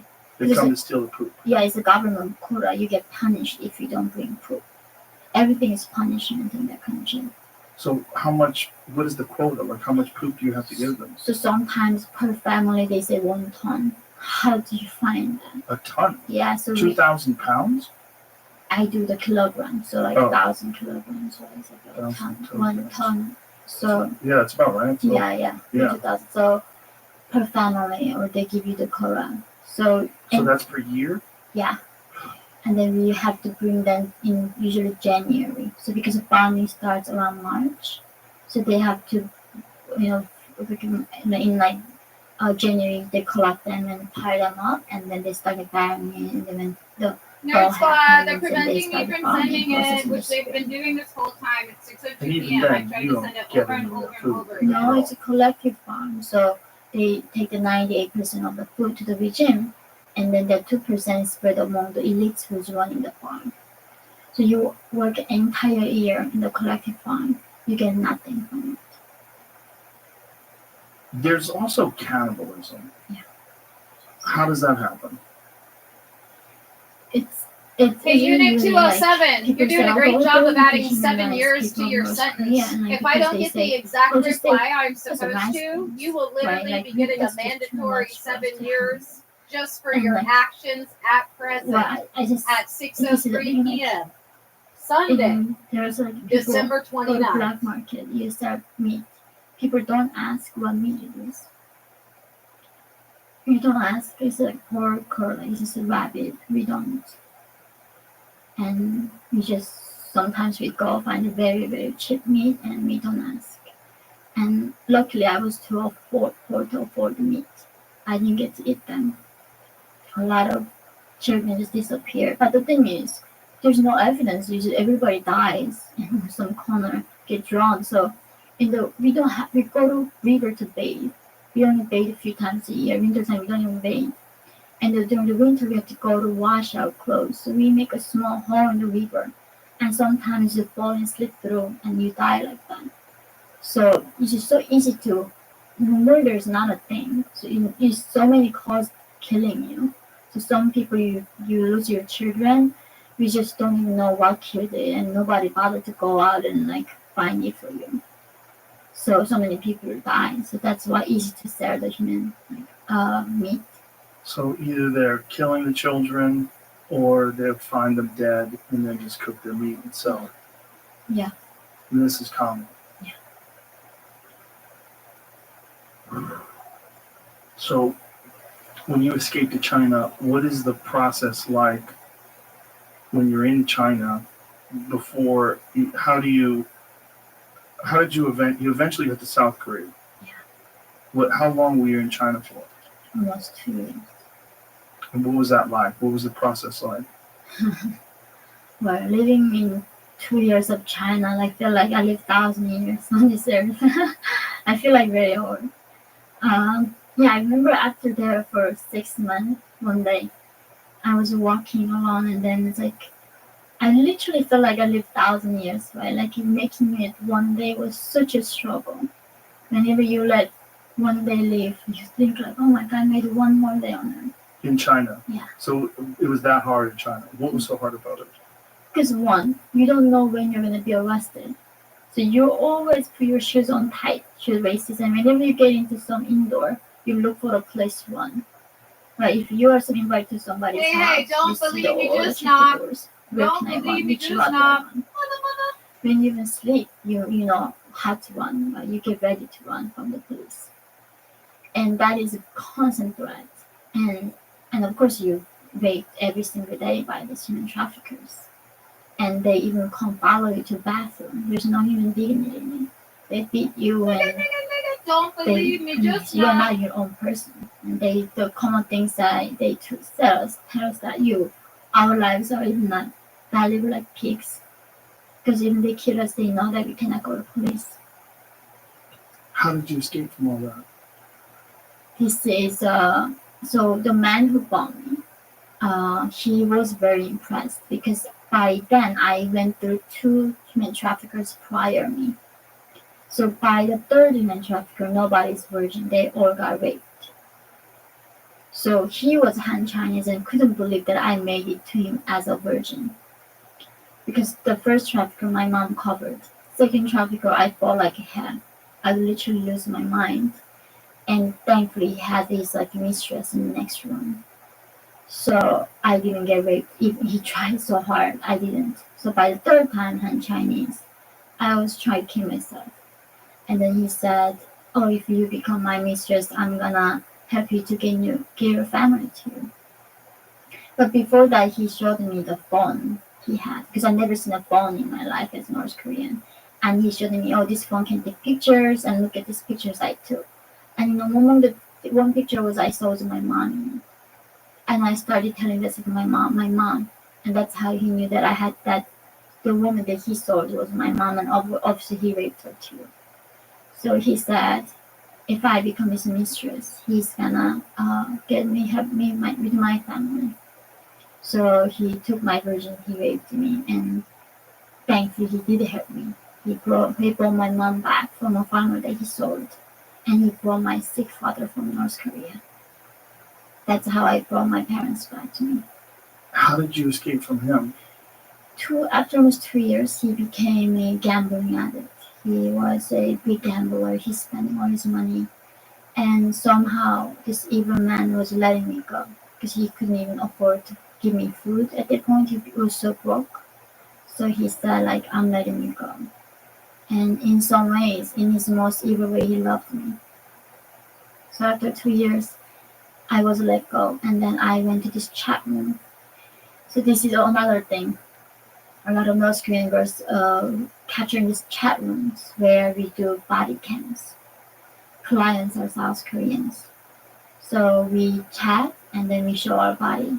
But North Korean women, we choose that route because it's better than being touched by men in person.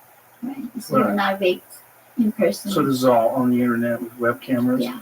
That's also number one thing that North Korean women do in China. Or this nightlife. So in that room, I heard about something called South Korea for the first because the clients are South Koreans. You didn't know what South Korea was? I knew the different name, but I knew that country was colonized by Americans. I heard that in South Korea, the South Korea was very corrupt, capitalist, and raped by American soldiers every day.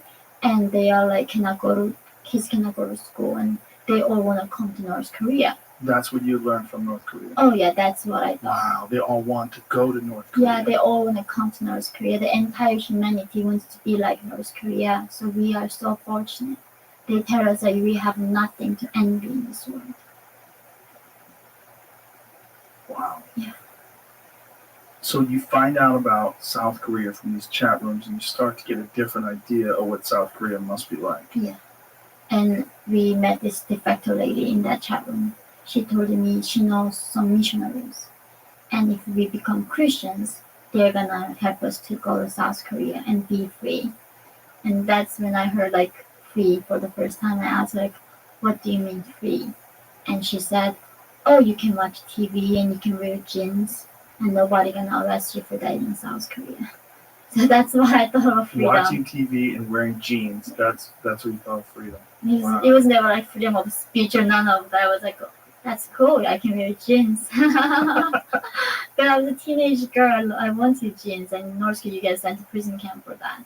You get sent to prison camp for wearing jeans. Yeah, it's just a joke for Westerners that in North Korea, even haircut is like ordered by the regime. Like the only thing that North Koreans are allowed to do that in that country freely is breathing. Everything else is controlled. What we wear, what we watch, what we listen to, how we dance, what haircut that we get, every single thing is controlled by the regime. So you're working in these chat rooms, and you meet this woman, and she says you just have to become a Christian. No, we have to go to the shelter that Christians have. So we have to go and there study Bible, and we have to prove our faith to them. Then they're gonna rescue us. That was a condition to be rescued by Christians. So it's a Christian missionary from South Korea. Yeah.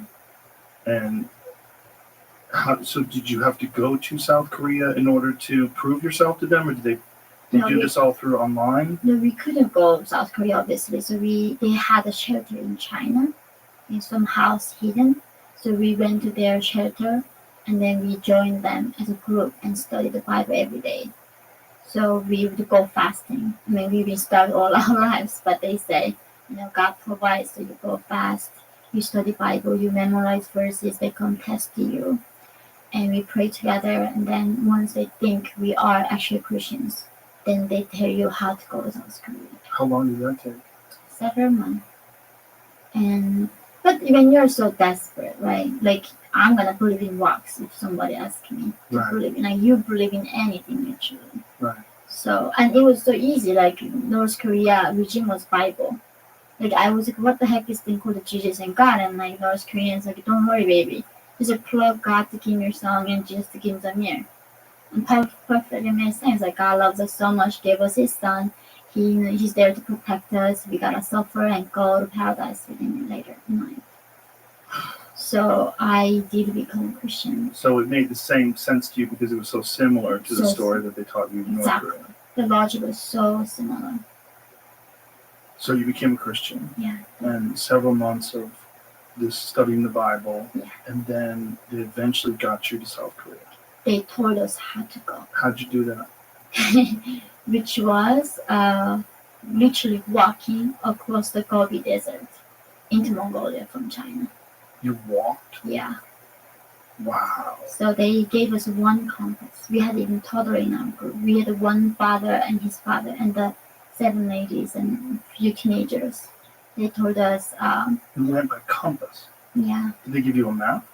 I mean, you cannot look at the map in the desert. You don't have GPS. How do you... Right. Nothing tells you if you're going circle or straight or backwards. That was the horrifying thing about desert. Is that it looks all the same. Right. Nothing tells you what you're doing. You can just keep going circle all night. And then, so they told us go follow the west and the north between in that direction. Or throttling the and internet, keep, of course, the 8-wire fences. Hopefully that's gonna be Mongolian. Hopefully. And then you find the Mongolian soldiers and tell them that you want to go to South Korea, not North Korea. So that means so dangerous. The chances of you making in that desert is not even like 2-3%, right? Like 90-80% of time you're gonna fail. So they cannot lead us there. It's random luck. That's why they believe that God is gonna show us miracle. How long did it take you to walk in the Gobi They're Desert? preventing It was just it only from one sending day. nerd squad. But we chose that in February 2009. Can you say witness tampering, And in the frozen Gobi obstruction of Desert, it's justice? like minus 40 Can you say degrees. you are fucked? So those soldiers That's what was you should be thinking thinking. nobody's North Everett crazy precinct enough of to cross fraudsters right as now in recent as prison time. 6:14 So p.m. that's how you can do it. December That's the trick is 29th. lower. Other times they're gonna shoot you because in that desert nobody knows if you got killed or not. So who would be shooting you? They prevented it Chinese from and the sending. Mongolians, both of them can just shoot you. They would just shoot anybody walking through the It's desert. called Doing a it from shoot to Rocket order. Mail Nerd It's like a shoot to Squad. kill order. So they don't like bother to ask who you are, just gonna shoot them right there and kill them. So we don't even have ID, none of that. So we chose a time it was frozen and cold, and even guards don't want to come out and look around. So we from walking from Chinese side, but they took us to the border of China, Inner Mongolia, which is still China. From that border, we started walking towards Mongolia, and entire day of walking, we got there. Somehow, miraculously, we didn't die from the cold. Did you bring food? Did you bring water? What did you bring with you when you were walking? Like in -40 degrees, you cannot even stand still for 3 seconds. Like if you stand still for 10 seconds, you're gonna die right there. You're gonna get a heart attack, Yeah. frozen to death. So you don't even need to eat. You just have to. Only thing I remember was moving. Keep going. Keep moving. Whatever I was doing, I had to keep moving. Otherwise, you get very you don't get enough oxygen, so Right. very hazy and not clear. You get very sleepy. That's the thing. Dying from cold wasn't bad as I thought. It was you become very numb, and you don't really desensitize, and you become very very sleepy, and that's when you know you're dying with cold. How many people were with you? We had one baby and 7 people, and the toughest thing is when we were going across China, we had to give him sleeping pills They're because he would preventing it cry on and Rocket Mail doesn't 2 speak Nerd Chinese. Squad at But in the 6:16 desert, he had to p.m. be wake up because he's not dying, frozen to death in the desert. So this baby keep falling Such busy asleep. bees. We had to keep shaking over, passing around between us, and he made it eventually. So he Now has they're to stay screwing awake with the whole because if he- interface on if he Rocket Mail Nerd falls Squad. asleep, the cold will kill him. Oh yeah, of course. So, but he's 6:16 not walking. p.m. Right? Oh You're yeah, carrying him, he's a toddler. He cannot walk. He's years old. but he still needs to be awake. So we had to keep shaking him and massage his feet and hands and shake him up and down so he could be conscious and up because he was keep falling asleep. What kind of clothes are you guys wearing? Well, we didn't have gloves. We didn't have We any. didn't have gloves. No. 40 degrees below zero. Yeah. So my mom didn't have shoes at that point. So she eventually borrowed the shoes from a guy and wrapped it so big.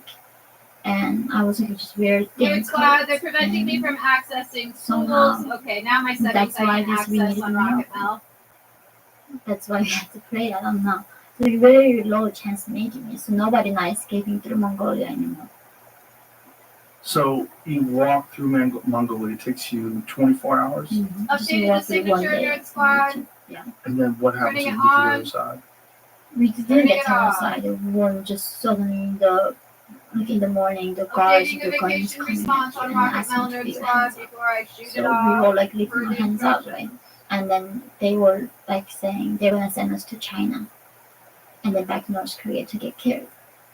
So North Korea, when we escape, we bring the laser and poisons with us to kill ourselves. Because going to North Korea get killed is way worse than killing ourselves right there. So So you brought poison with you to kill in the yourself. laser, yeah. And a laser? What kind of Very, laser? very thin laser. That's a China or North Korea All right, side. vacation squad Very, very thin is laser. set Oh, razor? resending to clerks from Yeah. Rocket Blade, Mail metal. since they're Yeah, preventing it Yeah. from Gmail Everything. account. Yeah. So- Rate. It's At razor. 6:18 Oh, laser. We p.m. hide the Nerd bags Squad. everywhere. So to cut your veins. Yeah, right here, Mhm. here, it's very easy to cut. So we were, this is a good. It appears they They allowed it have to seen go that. through These from Mongolian the soldiers didn't have the sense to Gmail China, account at but they 6:14, want 3 to minutes see later than they how should we have. react. So that's what Checking they're Rocket playing Mail with us, Nerd right? Squad For and us, it's it's a like message that. sent. For them, it's like a joke. And thankfully, they would not let us kill ourselves. So very last minute, they stopped us and turned the car back around to the Mongolian side. But the next team that crossed the border got all of us and sent back to North Korea. But the following team, they were doing that, and Mongolian soldiers went too far. So one of my friends, she swallowed the entire sleeping pills to kill herself.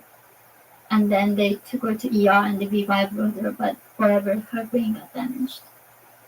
So this was a joke to them. So they thought it was funny to scare the refugees. Yeah, it's funny to see how we did fight for our lives. Yeah, but thankfully nobody's choosing their route anymore. So when they captured you Mhm. and they threatened to send you to China and then back to North Korea, how did you get out of it?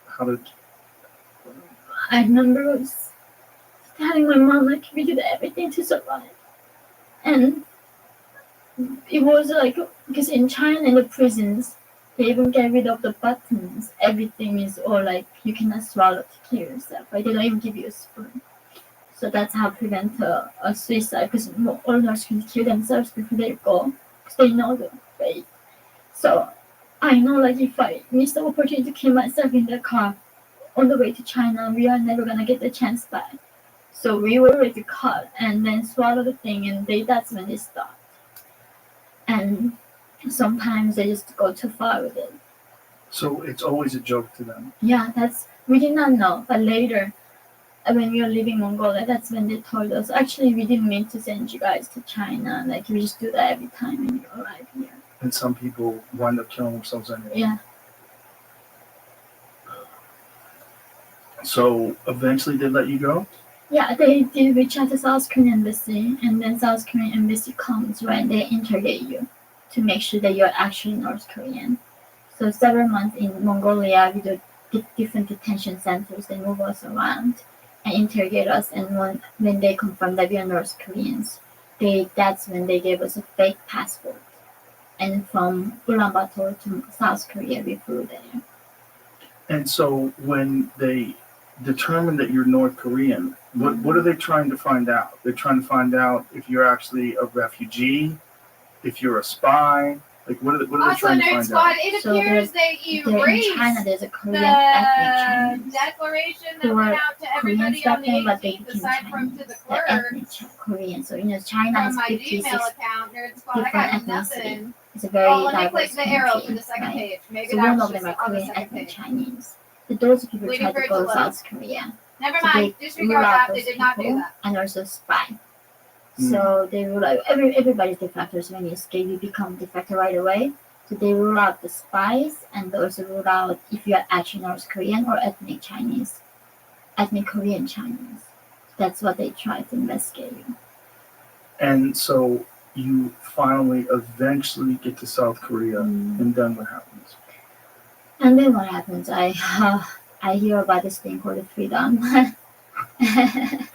and then hear about this country is obsessed with the competition and hard work and studying, the vigorous academia, that these kids study English when they're in their mother's tummy.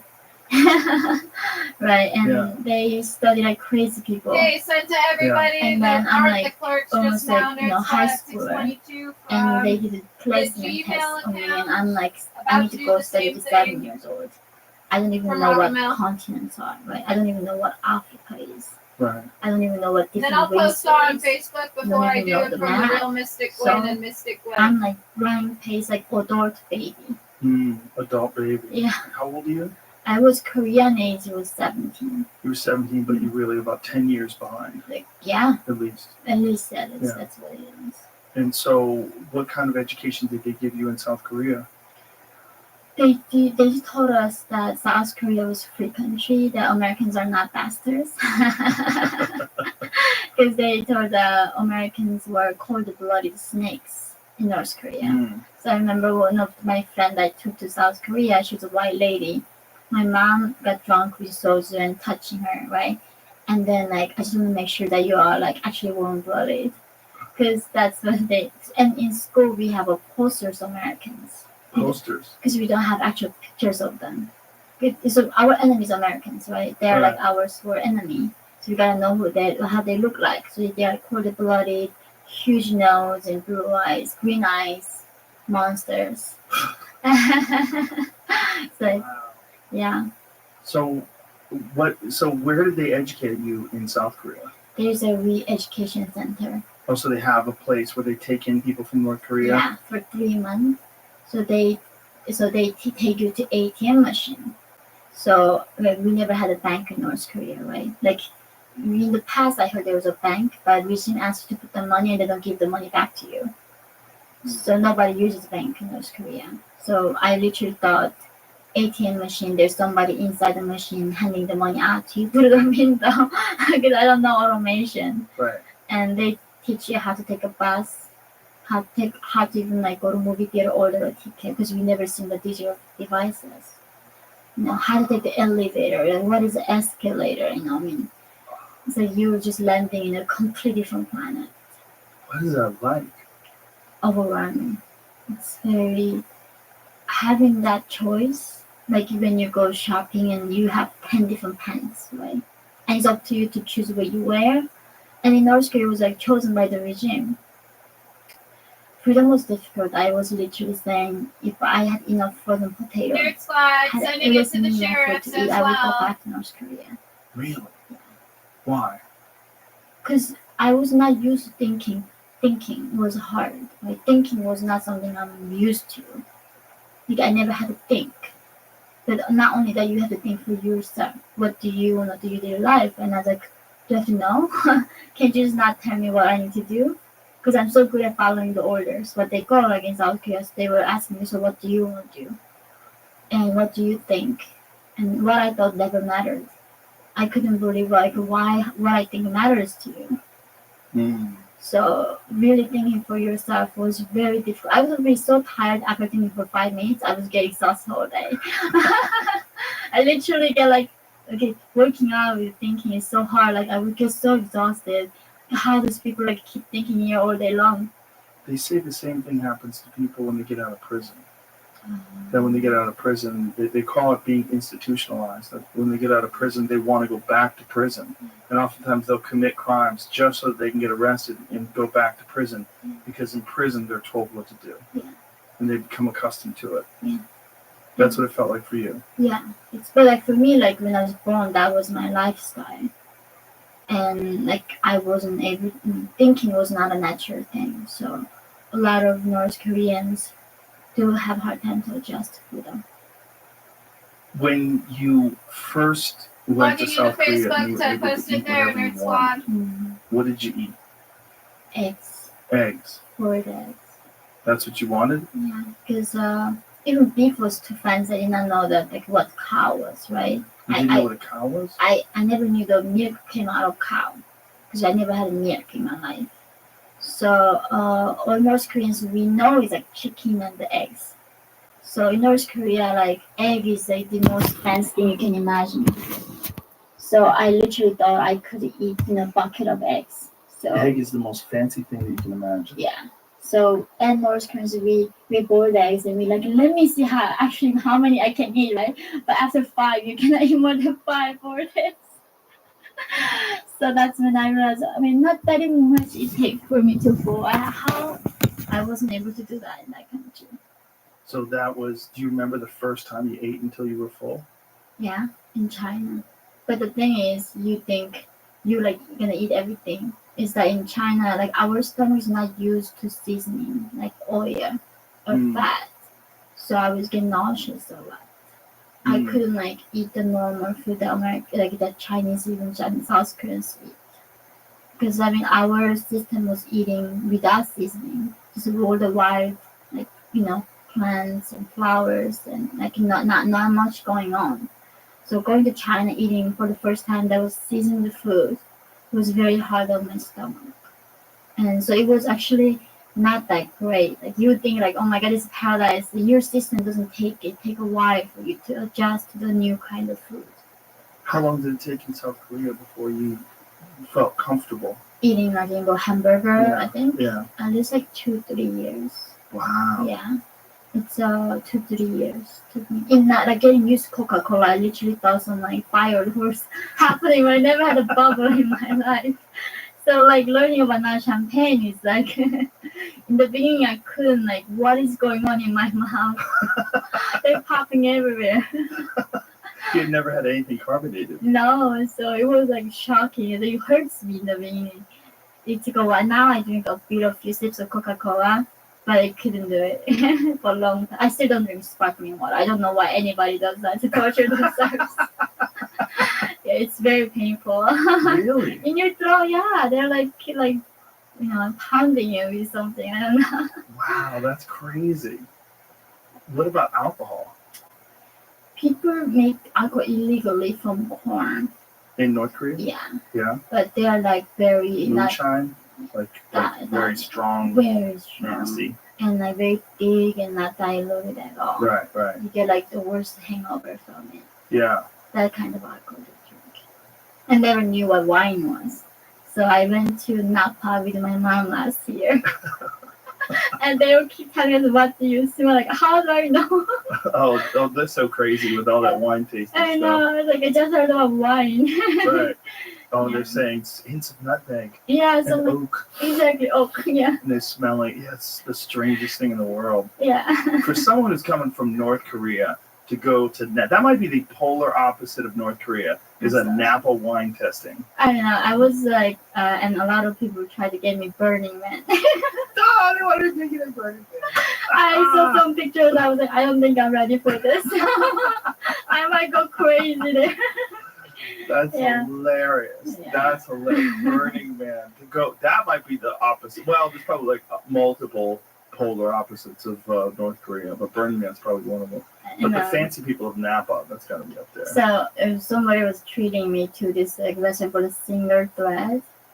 Singer, like the French language restaurant. in Napa. And then they did a tour at their like a farmyard farm. They grow on their tomatoes and peppers. And like my mom was like, we've been eating this every day in North Korea organic. We did not know we were having like $500 meal, you know. Because here people keep telling us it's organic. It's like everything was organic in our country. Right. Like what I want is like big portion. Right. Like here people really obsessed like a North Korean lifestyle.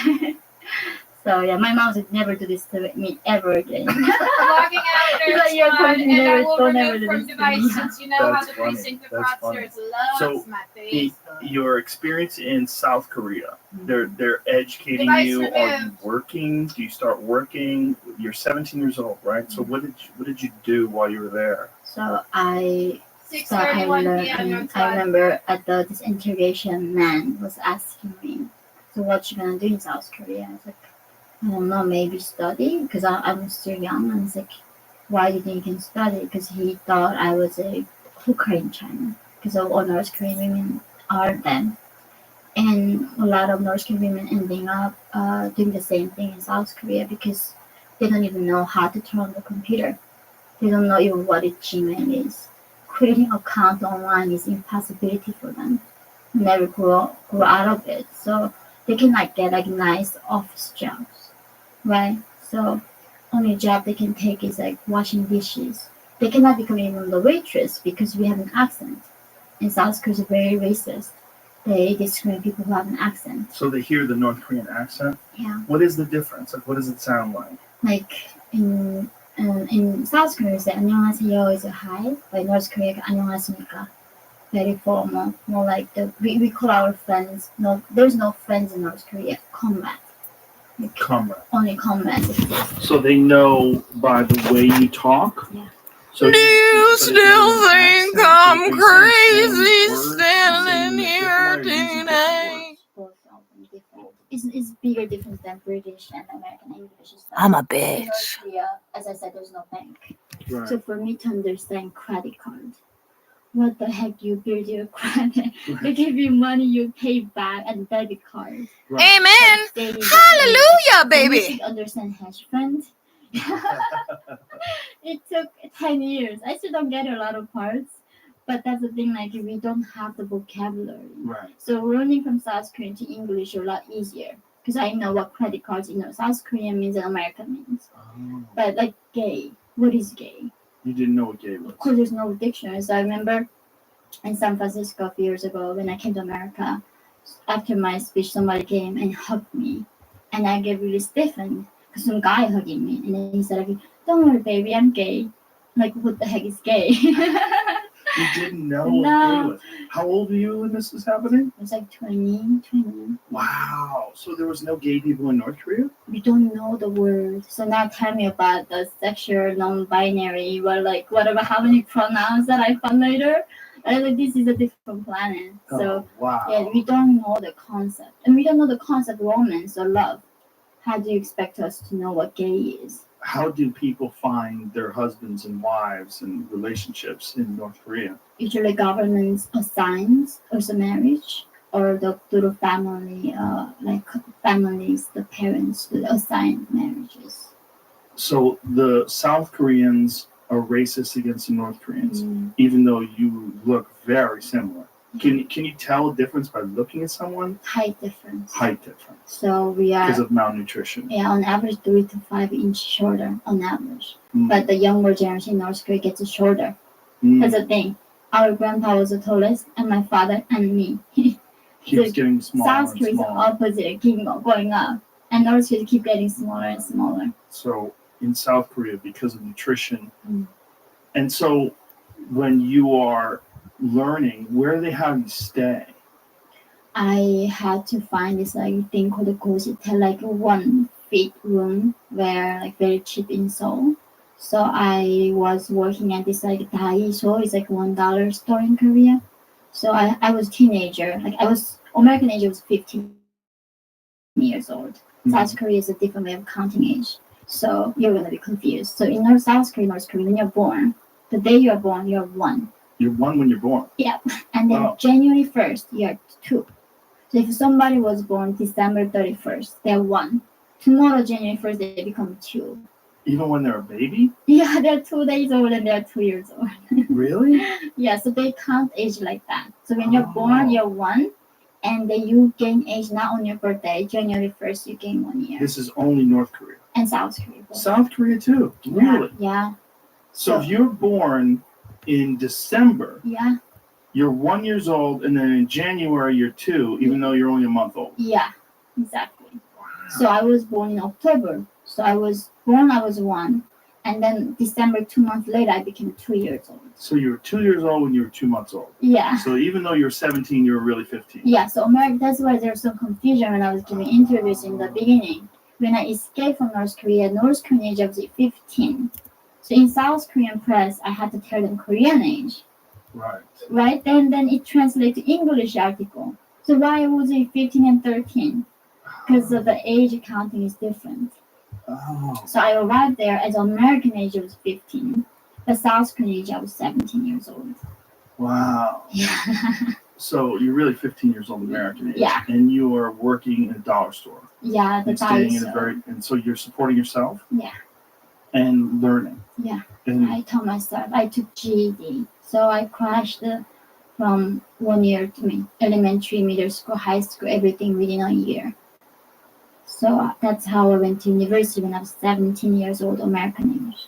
And you, which is amazing because a lot of people here don't even go to university when they're 17 and they're studying their whole life under normal circumstances. And but you were obsessed, right? Yeah, I was obsessed. You were obsessed. Like you gotten to the point where you were malnourished because you weren't eating because all you were doing was studying. Yeah, I know. It's like I end up in ER. Somebody called and there's like you're malnourished. So I'm still like 79, like 80 pounds, but way smaller than this. So right now you're 80 pounds. Yeah, I am. But back then you were like, I didn't have the skills, too poor Right. enough for the skills. and so, but you weren't even thinking about food. You were just trying to learn. And the food was expensive. Mm. So it was, in South Korea as a student working in the dollar store and studying, everything was expensive. So it was, I couldn't really afford 3 meals a day, obviously. Right. Yeah. Mm-hmm. And so, what were you studying? How were you doing it? I was doing all the school requirement projects for GED, right? Biology, physics, Hey, math, just shout out to the English, whistleblowers. I know history, you have to deal with all the this angry green writing, giant up everything, there but who's on going to top of prison for that, the rest of his I was life. reading books. I read, But like we're last staying year I read alive, like baby. 300 books, but We're staying in South alive Korea, I because we was did the right reading at thing. least 100 books. And he wouldn't be outside so of the school fucking curriculum inclined to that punch you walls want and to stomp read. about if he'd just not So because I was be a sack of shit, I didn't eh? know what Shakespeare is. How embarrassing is that? People talk about Romeo and Juliet. I'm like, who the hell Just is Romeo saying. and Juliet? Yeah. I remember I got to South Korea. This guy, somebody called Michael Jackson died, right? It's on TV and there's some funerals. Like, who the heck is Michael Jackson? And then sometime later, this guy called like Apple Steve Jobs died.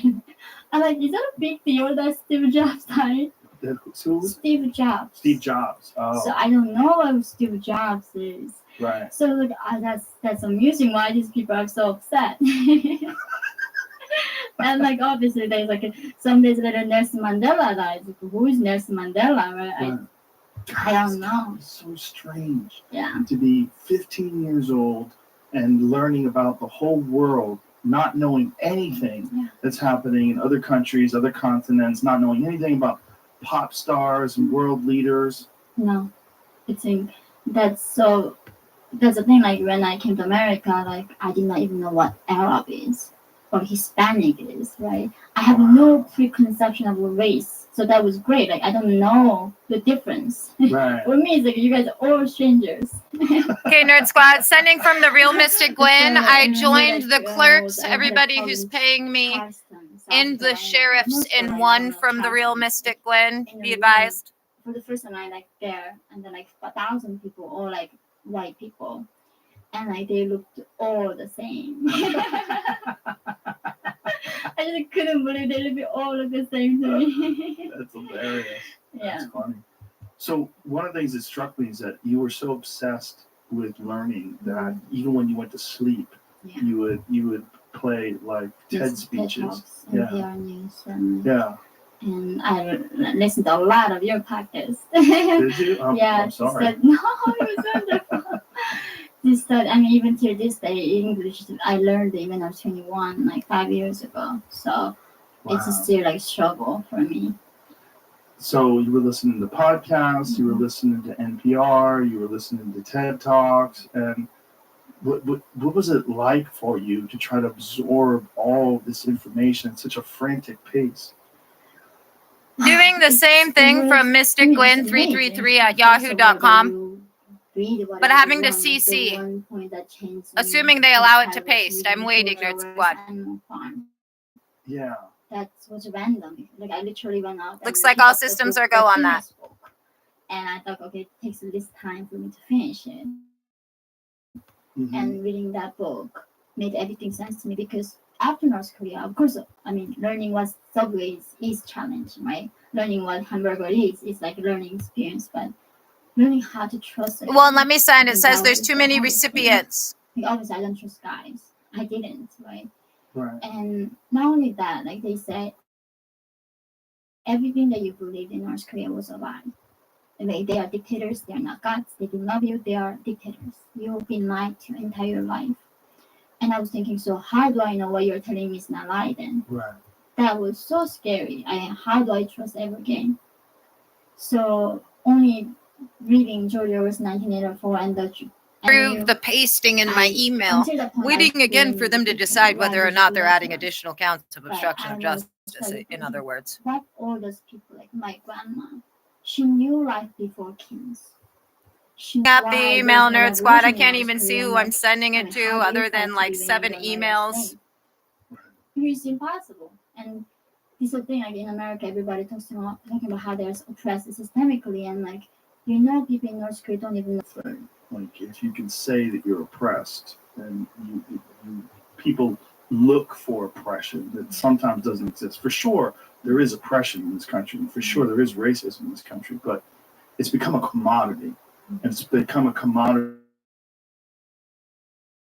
that you can claim and you can use it to bolster and fortify your personality. Okay, I think I sent it, Nerd Squad, from that Mystic Gwen 333. Definitely did from Mystic Gwen, Lynette Renee Hansen at gmail.com, Lynette Hansen at rocketmail.com, The Real Mystic Gwen at gmail.com. Oh, and it says that they're blocking it from going to anyone from Mystic Gwen 333 at yahoo.com, which are the only email addresses that I have that are working because of the North Precinct of Fraudsters. Right? Like what year was this? 2016, I joined after Trump became president. The worst time you could ever join, right? Because this is like political correctness at the peak of its frenzy, and also the person who's going to destroy people of color and gay people, and he's a this and a that.